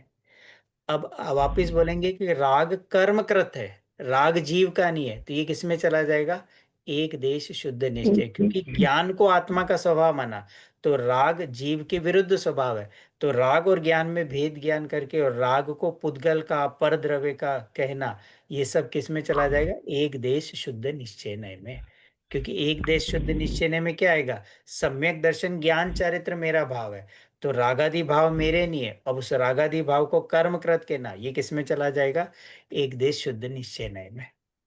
फिर विक्रम भाई, मतलब निश्चय नहीं की जो व्याख्या है कि अभेद करना, पर इसमें तो हाँ भेद किया है। हाँ, नहीं तो मतलब इसमें तो बोला फिर ना कि ये जो राग है वो जीव का नहीं है, राग कर्मकृत है। तो राग को जीव कर्मकृत के और ज्ञान को, वो जो सम्यक दर्शन है आत्मा उसका करता है। तो एक देश सम्यक दर्शन की पर्याय के साथ आत्मा का संबंध करना, ये तो हो गया एक देश शुद्ध निश्चय है। अब जो राग है उसको परद्रव्य क्या कहना, कर्म का कहना, तो ये व्यवहार के खाते में चला गया ना, निषेध कर दिया ना कि राग का कर्ता कौन? पुद्गल। मैं किसका कर्ता? अपने ज्ञान दर्शन परिणामों, सम्यक दर्शन ज्ञान। तो अपने सम्यक दर्शन ज्ञान परिणामों के साथ एकता करना, ये हो गया एक देश को शुद्ध निश्चय ने। और रागादि भाव की एकता परद्रव्यों के खाते में डालना, तो वो व्यवहार के कथन में चला गया। तो निषेध हो गया ना कि मैं रागादि भाव का करता नहीं हूँ, मैं तो इन ज्ञान आदि परिणाम का, इन निर्मल परिणाम का करता हूं। तो ये निषेध निषेधक संबंध आ गया है। जैसे वहां किया था ना अशुद्ध निश्चय ने में, कि रागादि भाव का करता हूं पर परद्रव्य का करता नहीं हूं। तो यहाँ क्या बोल रहा है कि राग का करता नहीं हूं मैं, सम्यक दर्शन ज्ञान चरित्र। तो जब आत्मा को निर्मल पर्याय का कर्ता बोलेंगे तो विकारी पर्याय का कर्ता किस में चला जाएगा? व्यवहार में। तो अब ये जो एक देश शुद्ध निश्चय ने है, ये अशुद्ध निश्चय ने का निषेध करता है। निश्चय नय में निषेध निषेधक है ना। तो ये जो ऊपर की कैटेगरी वाला एक देश, ये अशुद्ध निश्चय नय का निषेध करता हुआ चलेगा। फिर साक्षात एक देश का निषेध करेगा और परम शुद्ध क्या करेगा? बाकी सबका निषेध कर देगा। है? ये नयों का मेन, थोड़ा सा पेशेंस से, धैर्य से समझने वाला टॉपिक है। आई नो थोड़ा सा समझने में आता है, थोड़ा सा हार्ड भी लगेगा, पर धीरे धीरे धीरे धीरे इसको, बार बार इसको थोड़ा सा कंसेप्चुअली समझेंगे तो बैठेगा ऐसा। क्लियर यहाँ तक? अशुद्ध निश्चय ने क्या करेगा? अशुद्धता को द्रव्य के साथ, शुद्ध द्रव्य के साथ मिलाकर कथन करेगा। तो अशुद्ध निश्चय ने, एक देश शुद्ध निश्चय ने क्या करेगा? आंशिक शुद्ध पर्याय, पार्शियल प्योर पर्याय को तो आत्मा की कहेगा, और जो इम्प्योरिटी है उसको पर द्रव्य के खाते में डाल देगा। है? क्योंकि वो निर्मलता के साथ अभेद हो गए। तो अब जो अंदर में अशुद्धता है, आश्रव बंध के भाव है, उसको कर्मजन्य परद्रव्य करके भेद ज्ञान की प्रेरणा दे। है नितेश भाई? है। जो हमारी 10 लक्षण के समय चर्चा चल रही थी उसमें ये, हम इवनिंग में जो डिस्कशन कर रहे थे उसमें ये था एक। हाँ, थोड़ा थोड़ा अभी उसको है फिट करने का कोशिश कर रहा हूँ। कि मतलब राग को जीव का कहा तो अशुद्ध निश्चय है। अब अगले ही क्षण आत्मा आचार्य बोलेंगे राग जीव का नहीं है। तो राग जीव का नहीं तो किसका है? कि ये जो सम्यक दर्शन ज्ञान चरित्र है, जीव का है। तो इस सम्यक दर्शन ज्ञान चरित्र क्या हो गया? निर्मल हो गया। तो निर्मलता के साथ द्रव्य को अभेद करके बोला सम्यक दृष्टि जीव। तो राग किसका है? पुद्गल का, जड़ का। तो ये व्यवहार के खाते में चला गया। इस तरह निश्चय व्यवहार का ये जोड़ा है। पहला निश्चय व्यवहार का जोड़ा कैसा है? राग को जीव का कहना और शरीर आदि परद्रव्य को आत्मा का नहीं कहना, एक निश्चय व्यवहार ये है। दूसरा में आत्मा अपने निर्मल भावों का करता है, तो इन रागादि भाव का करता नहीं है, दूसरा निश्चय व्यवहार का जोड़ा है। और अंत में क्या बोलेंगे जब परम शुद्ध ने, कि आत्मा पर्याय मात्र का करता बोलते, आत्मा तो ध्रुव अपरिणामी है। तो जब परम शुद्ध निश्चय नहीं के सामने बाकी एक देश और अशुद्ध ये सब व्यवहार के खत्म चले है। ये जिनवाणी के प्रतिपादन की शैली है। तो एक तरीके से समझे तो उसमें हमको अपेक्षा लगा के देखना पड़ेगा, किस अपेक्षा से बात कर हाँ, रहे हैं, किस तभी ये अपेक्षा समझ से। में आएगा। हाँ, क्योंकि जिनवाणी का हर कथन शादवाद है। आचार्य बोले कहीं मैंने अपेक्षा नहीं लगाई तो अपेक्षा लगाना। हमारा कोई भी कथन सर्वथा नहीं होगा।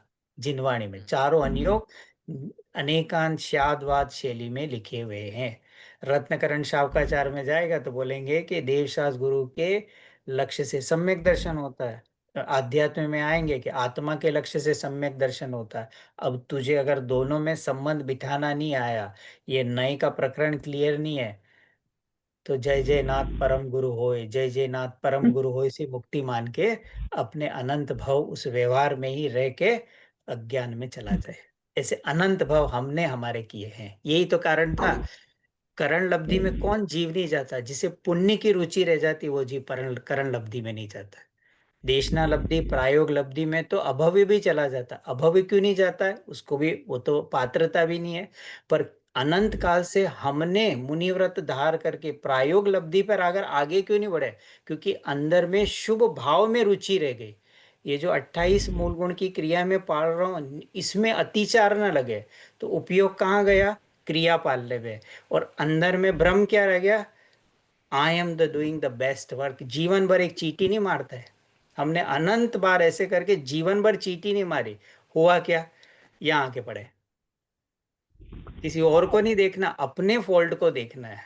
इतनी पीछे इकट्ठी करी, कितनी सुमेरु पर्वत, सुमेरु की हाइट कितनी है? 1,40,000। सोच सकते हैं कितनी पीछा होगी? अनंत बार। और कैसा था, जिस दिन मेरी देह छूटी हर जने ने व्हाट्सएप पे मेरा फोटो लगाया था, महाराज चले गए, महाराज चले गए, पर महाराज तो यहाँ पड़े हैं ना। एक बार विचार करें, इस भाव के पहले मैं 31 सागर का देव था, ठीक है? मैं 31 सागर का देव बन के, और वहां से पंचम काल का, उसके पूर्व मैंने मुनि दीक्षा धारण करी थी। क्या फॉल्ट किया था मैंने कि यहाँ आके पड़ा हूँ? मिथ्या दर्शन का भाव नहीं किया था, शुभ भाव में। अब इस भाव में भी अगर मैंने शुभ भाव में रुचि कर ली तो कहाँ जाऊंगा? कि त्रस पर्याय पूरी होगी तो निगोद पड़ा है। है? ऐसे जब हम चारों ओर से करेंगे तो हमें इस जिनागम में अपनी भूल निकालने के लिए ये तत्व ज्ञान हमें रुचिकर लगेगा कि इस बार हमें कोई भी अपने काम में गड़बड़ी नहीं करनी है, सच्चा मार्ग समझ के जाना है।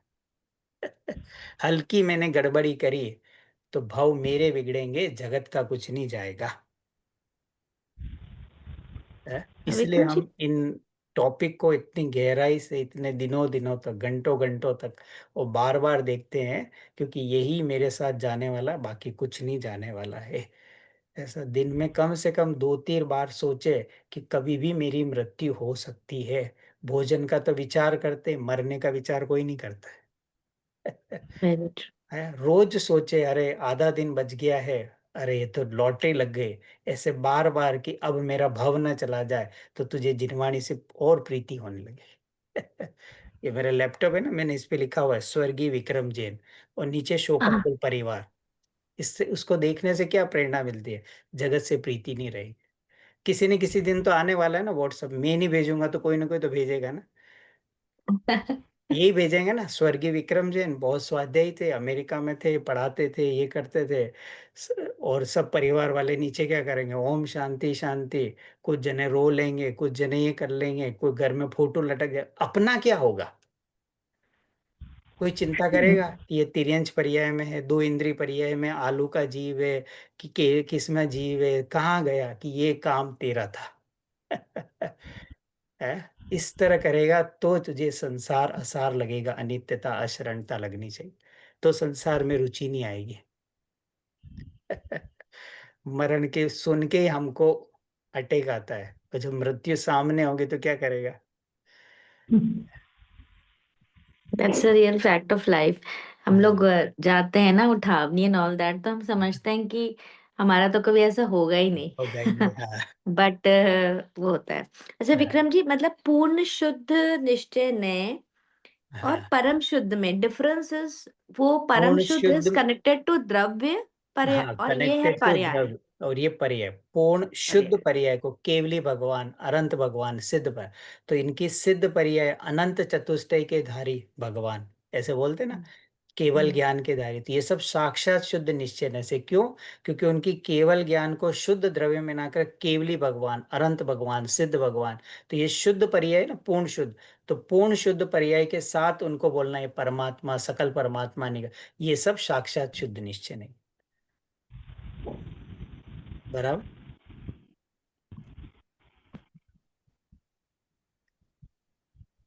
तो अब ये, हाँ, मतलब एक देश शुद्ध निश्चय का प्रयोजन क्या है? कि ये इसको हम पवित्र होने के कारण ध्याता पुरुष इसमें अहम स्थापित, मतलब पर्याय में अपना अहमपना स्थापित करना है, क्योंकि अपूर्णता के लक्ष्य से पर्याय में पूर्णता की प्राप्ति नहीं होती। अतः आत्मा में एकत्व स्थापित करने के, मतलब हमें पर्याय की दृष्टि को छोड़कर और ध्रुव दृष्टि की कराता है। किंतु इसका विषय मोक्ष मार्ग रूप में पर्याय से परिणमित आत्मा है, जो कि मोक्ष मार्ग रूप से साधना है, साधन होने से प्रगट अपने की अपेक्षा उपादेय है। अब ये साइड में एक फोटो है, क्या दिख रहा है इस फोटो में?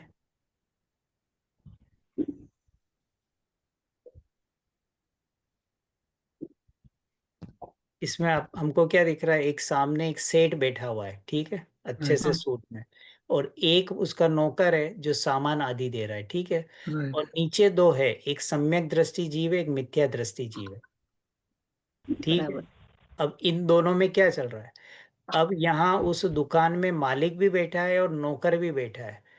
अब मालिक कुछ काम कर रहा है क्या? कुछ नहीं कर रहा है बिल्कुल। ना, वो तो आराम से ऐसे बैठा हुआ है। ठीक है। अब वो, और वो जो नौकर है वो सारा काम कर रहा है। अब वो जो नौकर है वो काम करते समय क्या मान रहा, इस दुकान का मेरा कोई संबंध नहीं, उसके अंदर में ये चल रहा है ना, ये दुकान किसकी है, सेठ जी की है। और सेठ जी कुछ भी फिर नहीं कर रहे और अंदर क्या मान रहे हैं, ये सब बेरा। ये सम्यक दृष्टि और मिथ्या दृष्टि में दोनों दुकान में है। तो सम्यक दृष्टि भी जगत के बीच में है, पर परमाणु मात्र भी मेरा नहीं, मैं कौन हूं, मैं एक ज्ञायक भाव हूं। ऐसी उसकी साधक दशा चल रही है। और मिथ्या दृष्टि जीव क्या है, भले ही कुछ भी नहीं कर रहा पर पूरे जगत को अपना माना हुआ है, ऐसा अंदर में रॉन्ग इंटेंशन चला हुआ है। भले ही कुछ भी नहीं है, जैसे वो एक इंद्रिय जीव है, जैसे बोलते हैं ना निगोदय है। अब उसकी क्या प्रॉपर्टी है, पर वो देह मेरी है, तो तूने उस देह को अपना माना, मतलब तीन लोक के परमाणु को अपना माना। ऐसा मिथ्या दर्शन का पाप निरंतर चल रहा है। तो ये एक देश शुद्ध निश्चय ने हमें उस साधक दशा को बताता है कि भले ही तू इस श्रावक दशा में रहेगा, गृहस्थ में, फिर भी तू अपने अंदर में सम्यक दर्शन को प्रकट करके वो मोक्ष मार्ग प्रारंभ कर सकता है। तो इसलिए इस काल में जीव भले ही मुक्ति को प्राप्त न करे साक्षात शुद्ध निश्चय ने में, पर सातवें और पांचवें गुण स्थान तक जा सकता है। ये हमें इस ये नए हमको इसका भान कराता है। जो लोग बोलते हैं ना इस काल में मोक्ष नहीं होता, कि बराबर नहीं होता है, पर मोक्ष का न होने का कारण तेरा पुरुषार्थ है। पर मोक्ष नहीं होकर फिर भी तू मोक्ष मार्ग पे आता है, ये एक देश शुद्ध निश्चय ने बताता है कि तो भाई तो पूर्ण सकल परमात्मा नहीं बन सकता, पर अंतरात्मा में तो आ सकता है। अंतरात्मा में मान ले तो वहां नहीं जा सकता है, उत्तम में नहीं आ सकता है, पर जगन और मध्यम में तो आ सकता है। ये सब हमको ये भान कराता है। पुरुष पर्याय में हो तो उत्तम तक जा सकता है, स्त्री पर्याय में हो तो मध्यम तक जा सकता है। ये सब हमें इसका भान कराता है। तो हमें डिप्रेशन से बाहर लाता है। पंचम काल का डिप्रेशन है ना जीवों को, मोक्ष नहीं होगा, मोक्ष नहीं होगा। अरे मोक्ष मार्ग पे तो आ जा, पहले पहले सगाई तो कर ले, शादी तो हो जाएगी आत्मा से बाहर। अभी सगाई तो कर ले, रिंग सेरेमनी तो कर ले। तो एक देश शुद्ध निश्चय ने रिंग सेरेमनी को बताता है। आया, आत्मा के साथ रिंग सेरेमनी हो गई, मतलब सिद्धालय का वीजा मिल गया तुझे। अब वो सम्यक दर्शन तुझे ढूंढता हुआ आएगा कि कहाँ है आत्मा, तू मुझे छोड़ दिया था, पकड़ के वापस तुझे सिद्धालय ले जाएगा। एक क्षण के लिए, एक सेकंड के लिए भी तूने आत्मा को अनुभव लिया, तेरा सिद्धालय का टिकट पक्का है। एक सेकंड की बात करें पूरे जगत से हटकर, और एक सेकंड भी तू शुद्धात्मा में रह गया। एक सेकंड में असंख्यात पर्याय होते, उस छोटे से क्षण के लिए त्रिकाली भगवान आत्मा का अनुभव ले गया, नियम से तो आने वाले सिद्धों की श्रेणी में हो गया है। अब हमारे पास एक क्षण नहीं है इसके लिए, हर कार्य के लिए मेरे पास समय है, पर स्वयं को पहचानने के लिए एक क्षण नहीं है मेरे पास। अरे कश्मीर जी, ये सब हमें इससे प्रेरणा मिलती है। अब उसके आगे वाला, साक्षात शुद्ध निश्चय ने, साक्षात शुद्ध निश्चय ने आत्मा को, मतलब निरुपाधिक, मतलब जो उसके गुण गुणी है, गुणों में तो किसी प्रकार की अशुद्धता होती नहीं, और केवल ज्ञान आदि पूर्ण पर्याय शुद्ध पर्याय से अभिन्न बताता है। उदाहरण के लिए जीव को शुद्ध केवल ज्ञान रूप से कहता है, जैसे अनंत परमात्मा, सिद्ध परमात्मा। तो यह नए पूर्ण शुद्ध गुण पर्याय से एकता करता है, शाही भाव के साथ अभेदता बता, बोलते हैं ना शायिक सम्यक दृष्टि, इस तरह। तो इसी कारण शायिक सम्यक दृष्टि को दृष्टि मुक्त कहा जाता है, और यह माना जाता है कि दृष्टि की अपेक्षा वह सिद्ध हो गया। जैसे मोक्ष को भी अलग अलग बोलते हैं ना, एक दृष्टि मुक्त, एक चारित्र मुक्त, एक इस तरह से नाना। तो जो सम्यक दृष्टि जीव है चौथे गुणस्थान में, चाहे वो तिर्यंच गति का जीव हो, नारकी हो, देव हो, मनुष्य हो, तो सम्यक दर्शन हुआ तो बोल रहे हैं कि मोक्ष हो गया। किस अपेक्षा से, श्रद्धा अपेक्षा से है। तो यह नए सांसारिक दुख, सुख दुख, राग द्वेष की उत्पत्ति से इनकार करता है। तो ये जो बोलते हैं ना आत्मा रागादि भाव का करने वाला नहीं, ये इस नए की अपेक्षा बोला जाता है। संक्षेप में इस नए का विषय मोक्ष रूप से परिणमित आत्मा है, तो जो मोक्ष होने के कारण साध्य है। तो साधक दशा को बताता है एक देश, और साध्य गोल को बताता है शुद्ध निश्चय ने। तो जीव को शायिक भाव का कर्ता भोक्ता इसी नई से कहा जाता है। विक्रम भाई क्वेश्चन है। हाँ मतलब इसमें गुण पर्याय दोनों हो गया, तो ये तो प्रमाण का द्रव्य हो गया, तो इसमें क्योंकि नय तो है कि कोई भी एक चीज, मतलब एक कोई एक कैरेक्टरिस्टिक को बताता है, पर ये तो प्रमाण का द्रव्य नहीं हो गया, तो इसमें नय क्यों आता है? नहीं, मतलब इसमें पर्याय को द्रव्य के साथ अभेद करके कथन किया ना, केवल ज्ञान शुद्ध पर्याय को। मतलब वहां शुद्ध गुण गुणी, मतलब पर्याय गुणों की बात नहीं चल रही, पर्याय की, शुद्ध पर्याय की, केवल ज्ञान पर्याय की, सिद्ध पर्याय की, शायिक समकित की शुद्ध पर्याय, उसके साथ द्रव्य को अभेद करके बताया। प्रमाण में तो पूरी वस्तु रहती है और दोनों मुख्य रहते हैं। नए में तो क्या करते हैं कि पर्याय को द्रव्य में मिलाकर और पूरे ही द्रव्य को केवली कहना, सिद्ध परमात्मा बोलना, तो इसलिए वो साक्षात शुद्ध अभेद करके कथन किया ऐसा। तो ये जो गुण गुणी लिखा हुआ था वो मतलब पर्याय की ओर से लेना है ऐसा। अच्छा।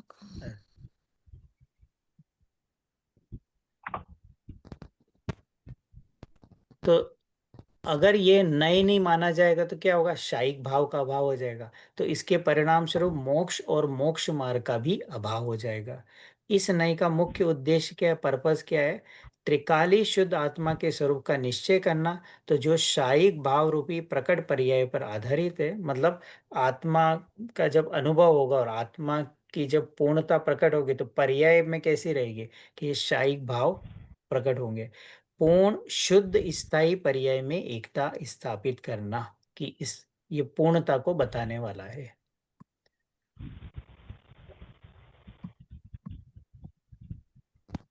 अब ये देख रहे हैं ना, चित्र में क्या दिख रहा है,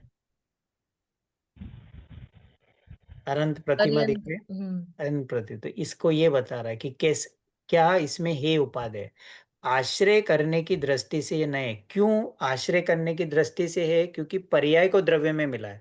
तो जब भी पर्याय को द्रव्य में मिलाया, तो वो क्या रह जाएगा कि वो विषय दृष्टि सम्यक दर्शन के विषय के बाहर रह जाए। सम्यक दर्शन का विषय क्या है कि अपरिणामी तत्व है, वो ध्रुव तत्व है। अगर उस ध्रुव तत्व में पर्याय मिला है, तो वो क्या हो जाएगा कि वो सम्यक, क्योंकि सम्यक दर्शन के विषय में पर्याय का मिलान मिलाया नहीं जाता है। इसलिए आश्रय करने की दृष्टि से तो हे है। इसका कारण यह है कि ध्याता पुरुष इसके विषय में अहम स्थापित नहीं करता, उसके आश्रय से पवित्रता, मतलब वो ये नहीं करता कि मुझे केवल ज्ञान प्रकट करना है, मुझे मोक्ष लाना है। वो अपने को क्या स्वीकार करता है कि मैं मोक्ष स्वरूप हूँ, और जिसे मोक्ष चाहिए मेरी ओर देखो। तो मोक्ष पर्याय की चाह नहीं है। ये जो हम कथन बोलते हैं ना, कितनी बार सुना होगा कि अगर तू मोक्ष की भी चाह करेगा तो मोक्ष नहीं मिलेगा। तो उस तो मोक्ष तो वो पर्याय हो गई ना। तो मोक्ष की चाह, तो मोक्ष की चाह तो राग भाव है। तो मोक्ष की चाह करेगा तो मोक्ष नहीं मिलेगा। पर उस पर्याय को गौण करके और मैं मोक्ष स्वरूप हूं, तो द्रव्य दृष्टि और सम्यक दर्शन प्रकट होगा। ये इस तरह से साक्षात शुद्ध निश्चय आ रहा है। आ रहा है चलो। कितनी बार हम सुनते हैं ना कि तो मुझे मोक्ष जाना है, मोक्ष जाना, तीन काल में नहीं जाएगा, क्योंकि तुझे पर्याय से प्रेम है ना। मोक्ष जिसमें से आता है उस द्रव्य से प्रेम नहीं है। तो इस पर्याय दृष्टि को छुड़ाकर ध्रुव दृष्टि के लिए बोला जाता है कि तू तो मोक्ष का गोदाम है ना, तुझे मोक्ष क्यों चाहिए, दो दो मोक्ष लेके घर में क्या करेगा, मुझे केवल ज्ञान चाहिए। पर तू तो केवल ज्ञान स्वरूप ही है ना। इस अपेक्षा से प्रगट की अपेक्षा तो उपादेय आश्रय करने की अपेक्षा है। तो वो मोक्ष कहाँ से प्रकट होगा, स्वभाव में से। तो मैं मोक्ष स्वरूप हूं, मैं ध्रुव हूं, मैं परमात्मा हूं, ऐसा जब पर्याय अपने को पूर्ण रूप से स्वीकार करती है, तो पर्याय में मोक्ष प्रकट होता है। तो साक्षात शुद्ध दशा। तो प्रकट करने की अपेक्षा उपादेय, आश्रय करने की अपेक्षा है। अरे अरे मानो जी, कश्मीरा जी, थोड़ा सा 1.5 घंटा हो गया, अंडरस्टैंडिंग थकान भी हो जाती है, बट मतलब मोक्ष चाहिए तो वो एक नहीं, वो पर्याय की चाह उपाधि हो वो गई। है हाँ, है वो वो है। और वो अगर हम ऐसा थॉट रखते हैं कि मैं स्वयं मोक्ष स्वरूप हूँ, स्वरूप हूँ, तो तो मोक्ष दौड़ा ये दौड़ा चला गया। या तो क्योंकि वो उन्हें अपने को उपादेय ध्रुव, हो वो जाए। परम शुद्ध निश्चय है। तो प्रकट करने की अपेक्षा तो उपादेय है। आश्रय और बंध तो ना प्रकट करना और आश्रय है, पर मोक्ष की पर्याय तो संवर, जब 7 तत्व पढ़े थे तब हमने क्या समझा था? आश्रय और बंध हे है, ये है संवर और निर्जरा समर और एक देश निर्जरा उपादेय और मोक्ष मोक्ष उपादेय। पर वो पूर्ण मोक्ष रूप से कैसे उपास प्रकट होगा? त्रिकाली ज्ञायक भाव अपरिणामी, तो परम शुद्ध निश्चय ने उसको बता दो। ऐसे 7 तत्व को हम नयों से कनेक्ट कर सकते हैं। है? आ रहा है स्वाति जी? आ रहा है कृष्णा जी? और हाँ, नहीं भी आ रहा तो बोल सकते हैं, सो कोई दिक्कत नहीं। आ रहा कम से कम ये तो आया कि नहीं समझ में आया, तो समझने के चांस है। अच्छा विक्रम जी, एक छोटा सा क्वेश्चन, उपदेश की जो प्रक्रिया होती है हाँ, उसमें व्यवहार नय प्रधान है कि निश्चय नय? मतलब उपदेश की प्रक्रिया भेद प्रभेद करते हैं तो वो व्यवहार ने, अब अच्छा क्वेश्चन है। जब परम शुद्ध निश्चय नहीं के सामने बाकी सातों क्या हो जाएंगे? व्यवहार में चले जाएंगे। तो उपदेश की प्रक्रिया में ये सातों आएंगे, पर ये परम शुद्ध निश्चय नहीं का विषय बुद्धि ये कहीं पे भी नहीं जाएगा। ये है मेन यहाँ तक आने के लिए। अभी अगली स्लाइड्स में वही रहेगा। ऐसा अच्छा है। इसके बाद में वो इस क्वेश्चन का भी आंसर उसमें आएगा। तो यहाँ पर क्या आ गया? हे आश्रय करने की अपेक्षा से नहीं है, इस कारण ये ध्याता पुरुष इसके विषय में अहम स्थापित नहीं करता, क्योंकि इसके आश्रय से पवित्रता नहीं। प्रकट करने की अपेक्षा से ये नए उपादेय है, पर अशुद्ध निश्चय न तो न तो आश्रय करने की अपेक्षा से है, न प्रकट करने के। इस कारण इसका प्रयोग, इसका विषयभूत शायिक पर्याय पूर्ण और प्रवृत्त है, जिसे प्रकट करना वांछी है। तो जैसे अभी कश्मीरा जी ने पूछा ना, हम सबको मोक्ष जाना है, तो अब मोक्ष जाना है, हमें मुक्ति लेना है, तो ऐसा उपदेश भी आता है, बराबर। तो अब ये उपदेश है, अब ये मोक्ष की पर्याय प्रकट कैसे होगी? आया ना? अब ये जो प्रश्न था, अब मोक्ष प्रकट कैसे होगा? कि मोक्ष पर भगवान को देखने से प्रकट होगा कि अपने भगवान के अनुभव से मोक्ष प्रकट होगा? तो अपने अपने भगवान। भगवान कौन है? कि पर्यायों से पार वो जो परम शुद्ध निश्चय नहीं का ध्येय है। ऐसा द्रव्य कर्म, नो कर्म, भाव कर्म से रहित, समस्त पर्यायों से रहित, अनंत शक्ति संपन्न जो प्रभु है, उसके आश्रय से मोक्ष होगा। है? है? अब हम पार्श्वनाथ भगवान का अर्घ्य क्या चढ़ाते हैं? पार्श्वनाथ भगवान भूलिए नहीं कदा मुक्ति दे। अब इसके पीछे क्या भाव वासद है? अब शब्द का मतलब तो क्या है? कि भगवान को बोला है मोक्ष दे देंगे, शब्दार्थ तो यही है। अब नयार्थ, ये कौन से नए का कथन है? निश्चय नहीं का, व्यवहार नहीं का। व्यवहार नहीं का। और व्यवहार में भी किसका कथन आ गया? असद्भुत व्यवहार में। ठीक है, ये असद्भुत। तो ये असद्भुत का नया था, ये तो हो गया नया। तो व्यवहार नए का कथन है।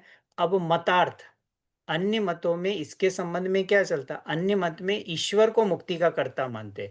ये इस जिनवाणी उसका निषेध करती है कि यहाँ कोई भी वीतरागी भगवान किसी भी जीव को मुक्त नहीं करा सकता। उनके मतों में जो ब्रह्मा विष्णु महेश को विश्व का कर्ता धर्ता माना, उसका निषेध किया। अल्लाह हमें मुक्ति दे देगा, ये मुक्ति, इन सब का मतार्थ होगा।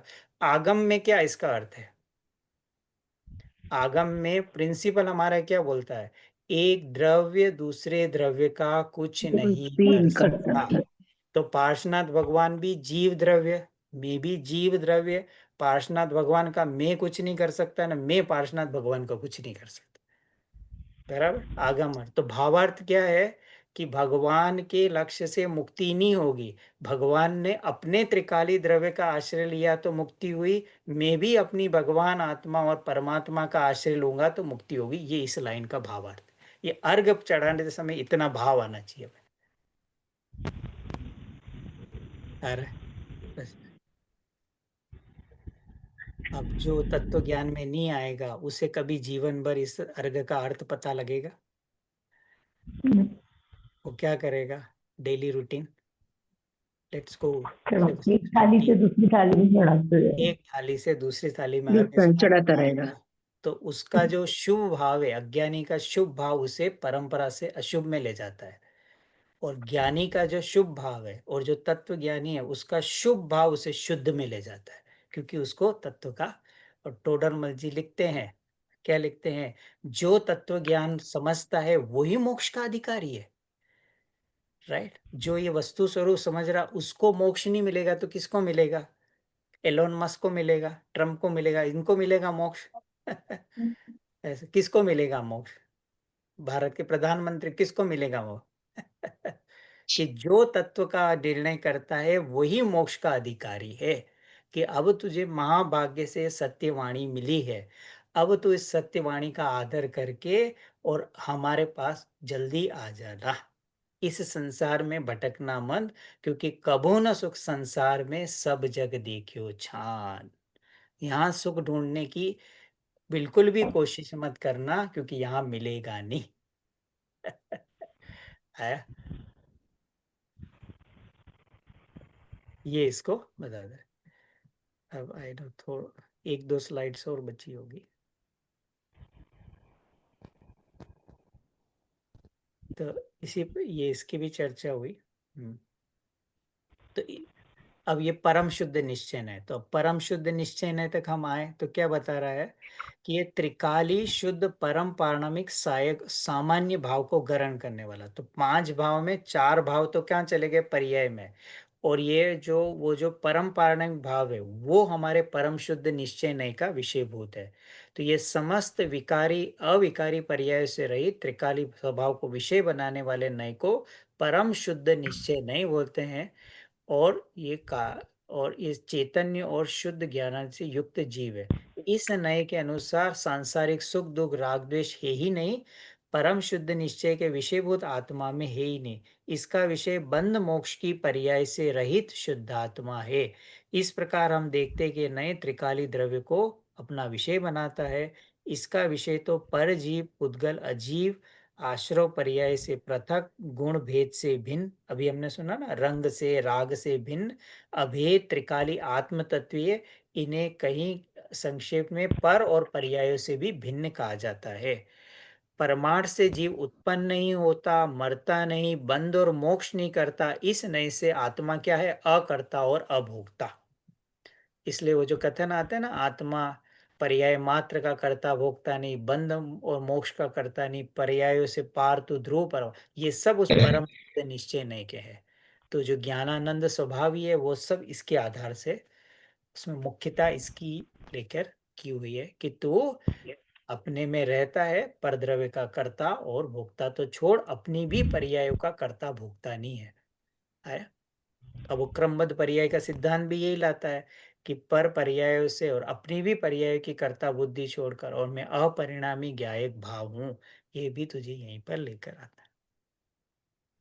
क्लियर?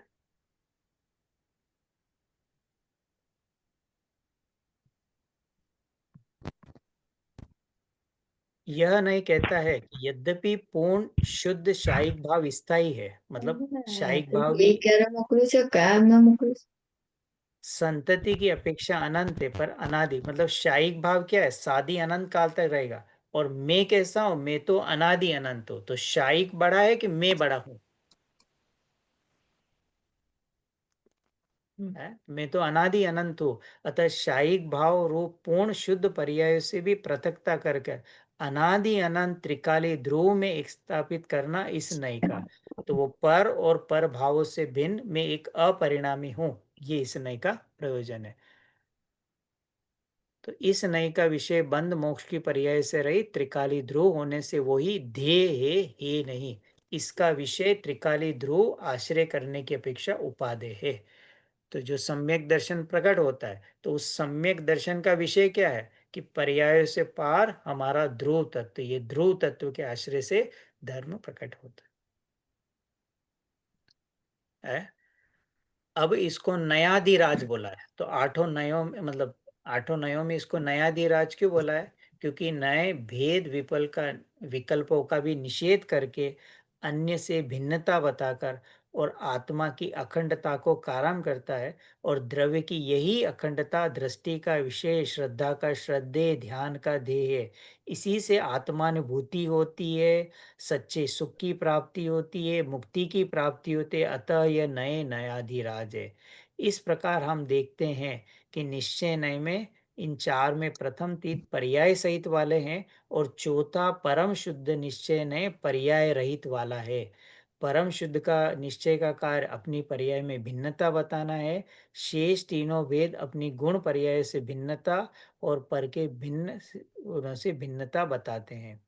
यह नए अनादि से अनंत काल तक रहेगा ऐसे ज्ञान को विषय बनाते हैं।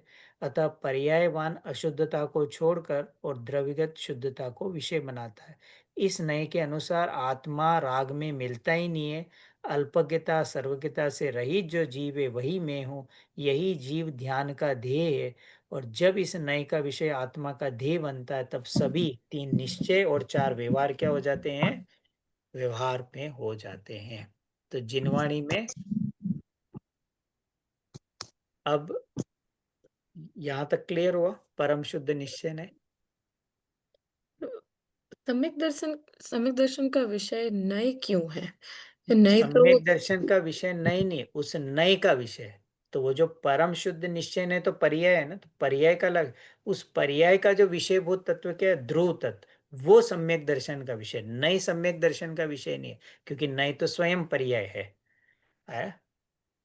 ये जो नए है पॉइंट ऑफ व्यू ना, तो वो पर्याय को गौण करके, तो जैसे सोने का कंगन है, तो कंगन को गौण करके जो सोने को मुख्य किया, तो ये इसी तरह, तो पर्याय को गौण करके जो द्रव्य बचा, जो वस्तु बची, वो उस नए का विषय, सम्यक दर्शन का विषय वो है। नए नहीं है, नए तो एक समय की पर्याय है। ये नए तो उस विषय को ढूंढ के देता है। तो नए लगते हैं ज्ञान में।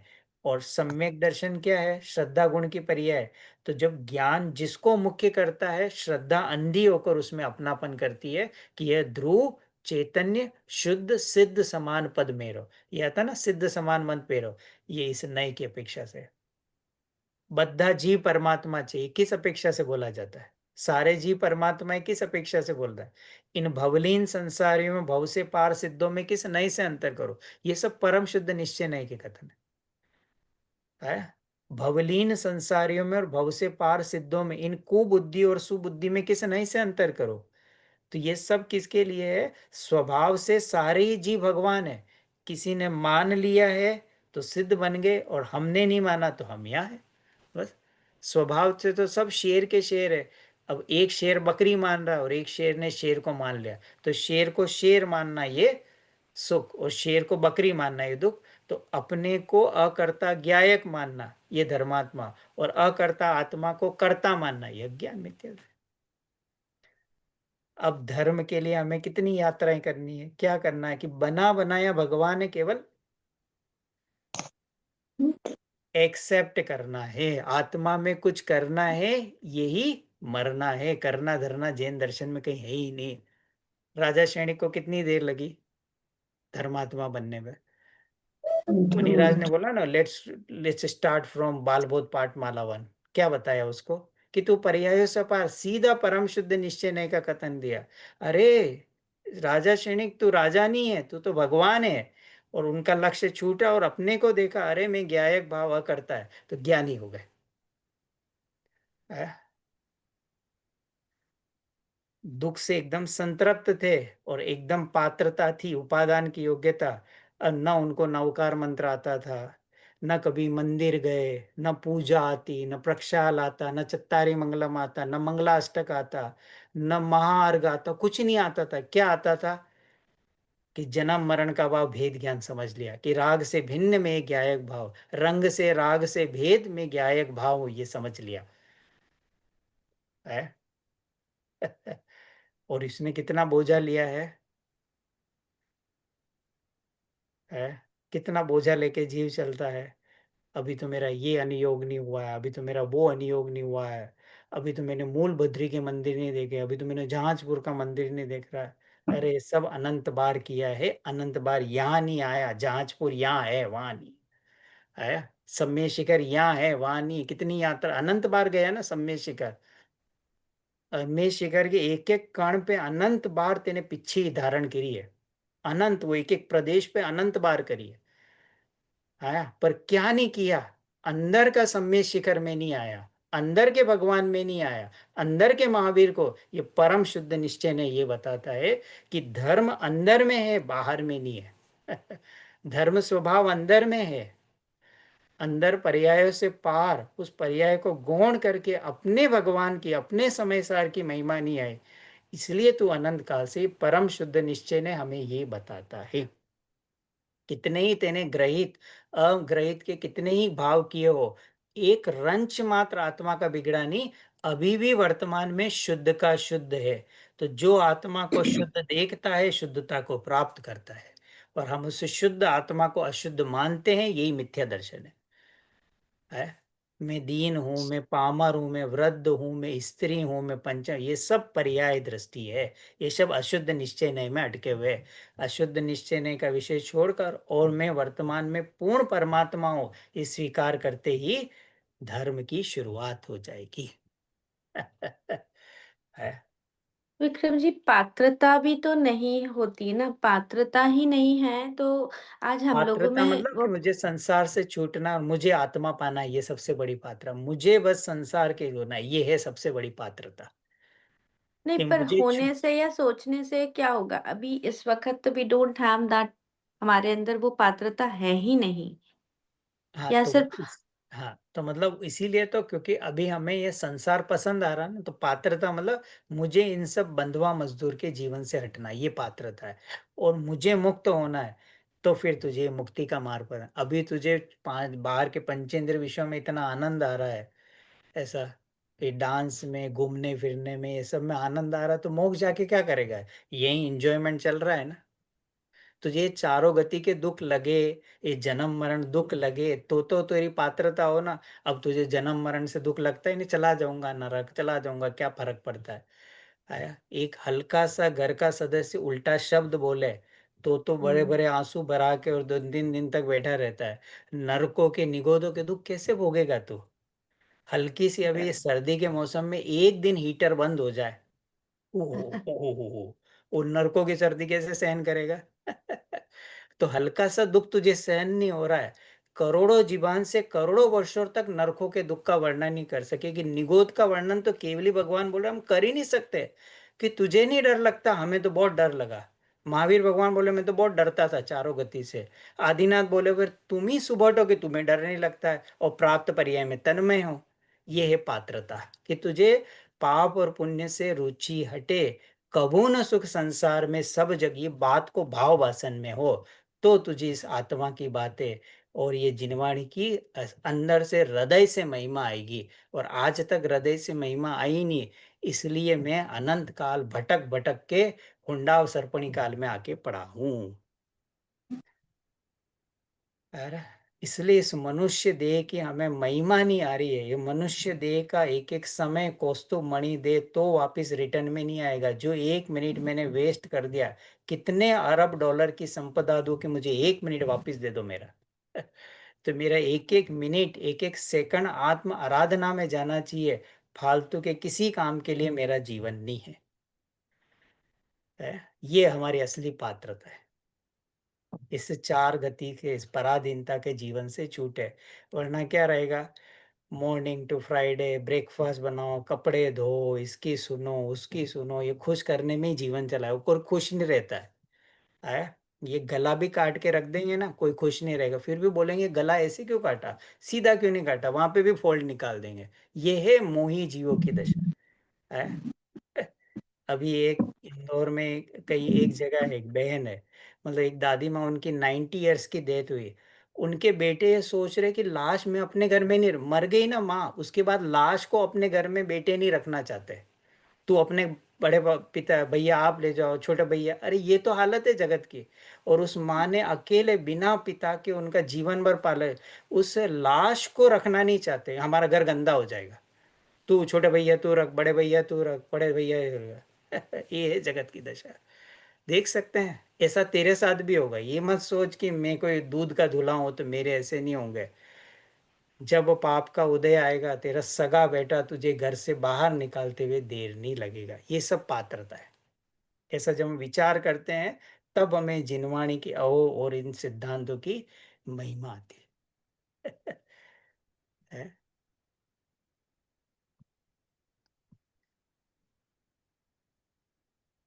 तो अब इनमें वो बताएं कि परम शुद्ध निश्चय ने परम भाव कौन सा है, परम पारणामिक, तत्व कौन सा है? शुद्ध जीव तत्व।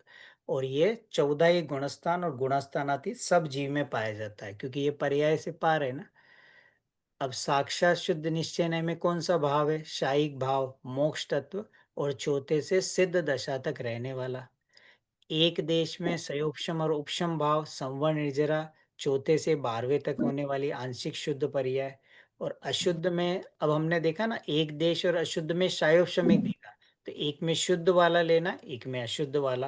और आश्रय और बंध प्रथम से 12वें या 14वें गुणस्थान तक होने वाले औद्योगिक भाव।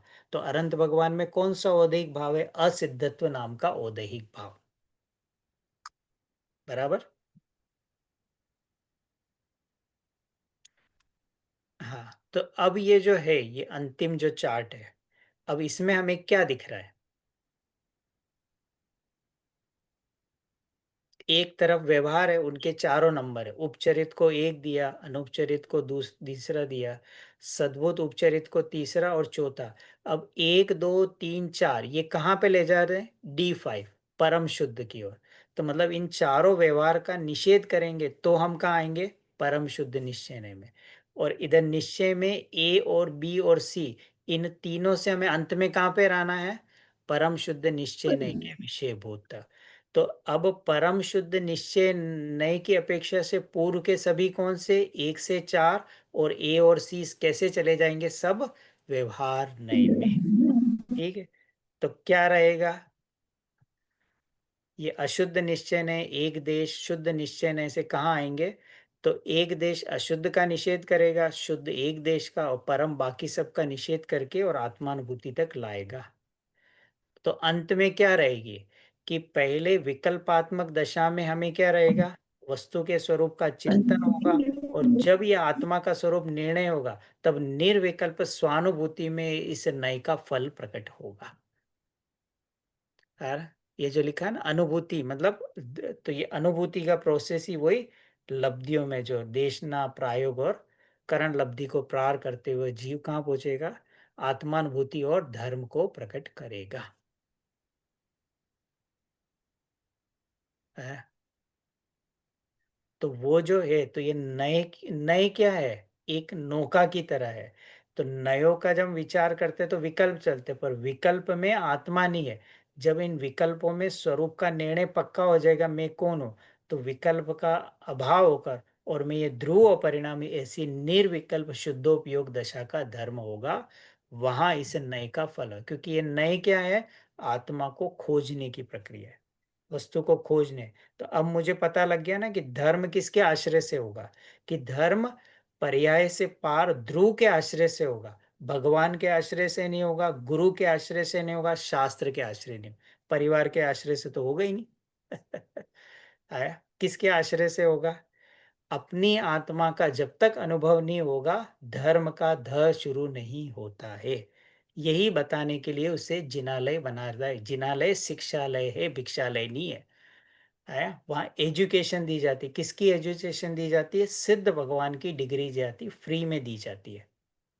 If you want to go to Siddhalaya, वहाँ यूनिवर्सिटी में एडमिशन चाहिए, then you have to come every day to Jinalaya. वहाँ सिद्ध भगवान बनने के लिए डिग्री दी जाती है। आया? एक बार सिद्ध बना तो जितने हार्वर्ड के पीएचडी होल्डर है, रोज तुझे नमो सिद्धाणम करके वंदन करेंगे। तो तू काम ऐसा कर कि जगत के जीव तेरे सामने माथा टिकाए, तू किसी के सामने माथा नहीं टिकाए। है? कब तक माथा टिकाता रहेगा? ऐसा काम कर कि लोग तेरा माथा टिकाए। है?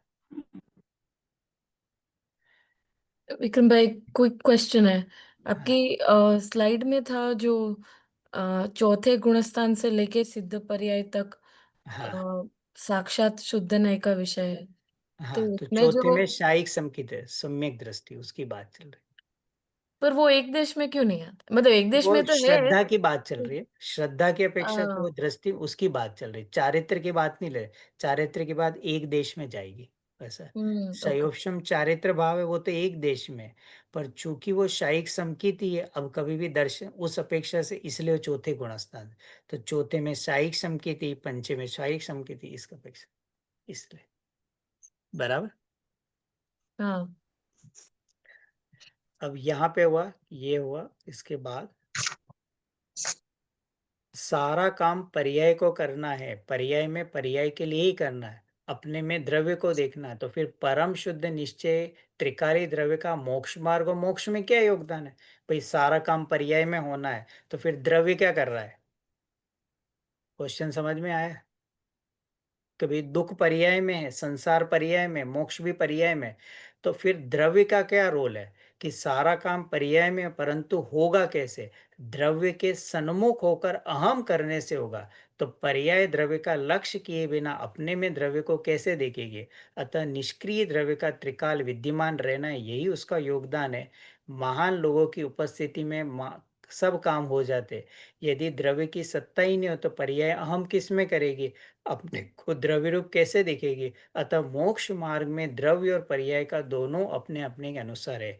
तो पर्याय में प्रकट होगा मोक्ष, और वो मोक्ष किसके लक्ष्य से आएगा? त्रिकाली द्रव्य के आश्रय से। इसलिए दोनों का अपना अपना योगदान है? कि भाई किसके सन्मुख होगा? पर के सन्मुख हो तो राग होगा, और अपने द्रव्य के सन्मुख होगा तो धर्म और आनंद प्रकट होगा। है?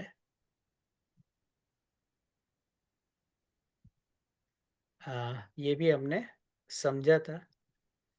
ये जो बस अंतिम है कि व्यवहार के चारों भेदों में वजन वस्तु स्वरूप की निकटता की समीक्षा है, और वो अपने पूर्व भेद का निषेध नहीं करता। ये निषेधक लक्षण निश्चय का है। तो अब इन निश्चय व्यवहार में करेंगे तो कैसा है? अशुद्ध निश्चय ने किसका निषेध करेगा? असद्भुत व्यवहार का। एक देश किसका कर रहा है? उपचरित सद्बुद्ध का। और परम शुद्ध करेगा अनुपचरित सद्बुद्ध का। इस तरह निश्चय नय के जो निश्चय नय है वो व्यवहार नय का ऐसे निषेध निषेधक संबंध है। तो यहाँ हमारा वो जो 30 पेज की जो गाइड थी वो टॉपिक पूरा हुआ, पेपर 2 पूरा हुआ। अगली बार से हम गुणस्थानों में जाएंगे। है? विक्रम जी, एक चीज बतानी थी। जो बुक है अपनी गाइड, उसमें पेज नंबर 34 पे एक डायग्राम दिया है और पेज नंबर 50 में एक डायग्राम दिया है, उसमें डिफरेंस है। पेज पेज नंबर 34, एक मैं मिनट। उसमें थोड़ा कंफ्यूज हो गया था, पढ़ रहा था, तो इसलिए मैंने सोचा एक बार पूछ लेता हूँ मैं सबको। हाँ, पेज नंबर 34, इसमें जो प्रिंटेड है ना 1 2 3 4, उसमें 34 पे जाइए तो हाँ 20 हाँ है इस पे। अगर हाँ, ये वाला जो डायग्राम है, राइट, हाँ इसमें क्या बता रहा है? निश्चय नय को एक अशुद्ध निश्चय नय के वो सब एक देश शुद्ध निश्चय नय उससे डाला हाँ हुआ है, विच मतलब इज रॉन्ग। हाँ मतलब ये थोड़ा सा डायग्राम सही करना है। गलत है यहाँ ये पे, जो राइट, वो है ना, शुद्ध यहाँ निश्चय पे नय के शुद्ध भेद निश्चय आने नहीं चाहिए। करना और इसको अशुद्ध निश्चय नहीं, ये हाँ थोड़ा सा, ये शायद मैंने स्लाइड में डाला नहीं है, पर हाँ ये करेक्शन करना है। हाँ, पेज 50 पे करेक्टेड है, जो बड़ा डायग्राम है, और पेज 50 पे बहुत अच्छा डिटेलिंग भी दिया है उन्होंने, डिफरेंसेस। हाँ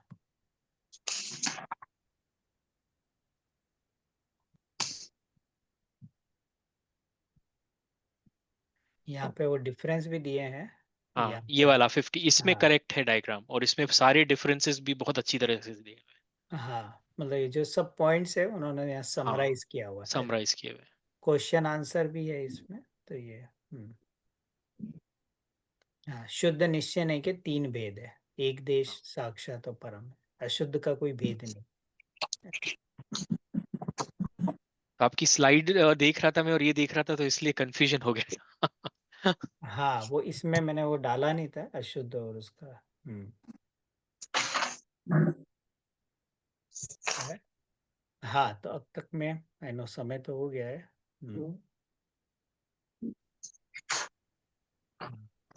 आराम इसको मतलब देखना उसको, थोड़ा सा शांति से आप उसको सुनेंगे समझेंगे और थोड़ा चिंतन में लेंगे तो धीरे धीरे, और फिर जैसे जैसे कोई क्वेश्चन हो कुछ हो तो हम आगे और भी उसको डिस्कस कर सकते हैं। है, है, समय हो गया है। ठीक है, जिनवानी स्तुति ले लेते हैं। हाँ निज निधि निज में बताई, यह अनंत उपकार है उसके लिए जिन वाणी माँ को वंदना शतबार, वंदना शतबार।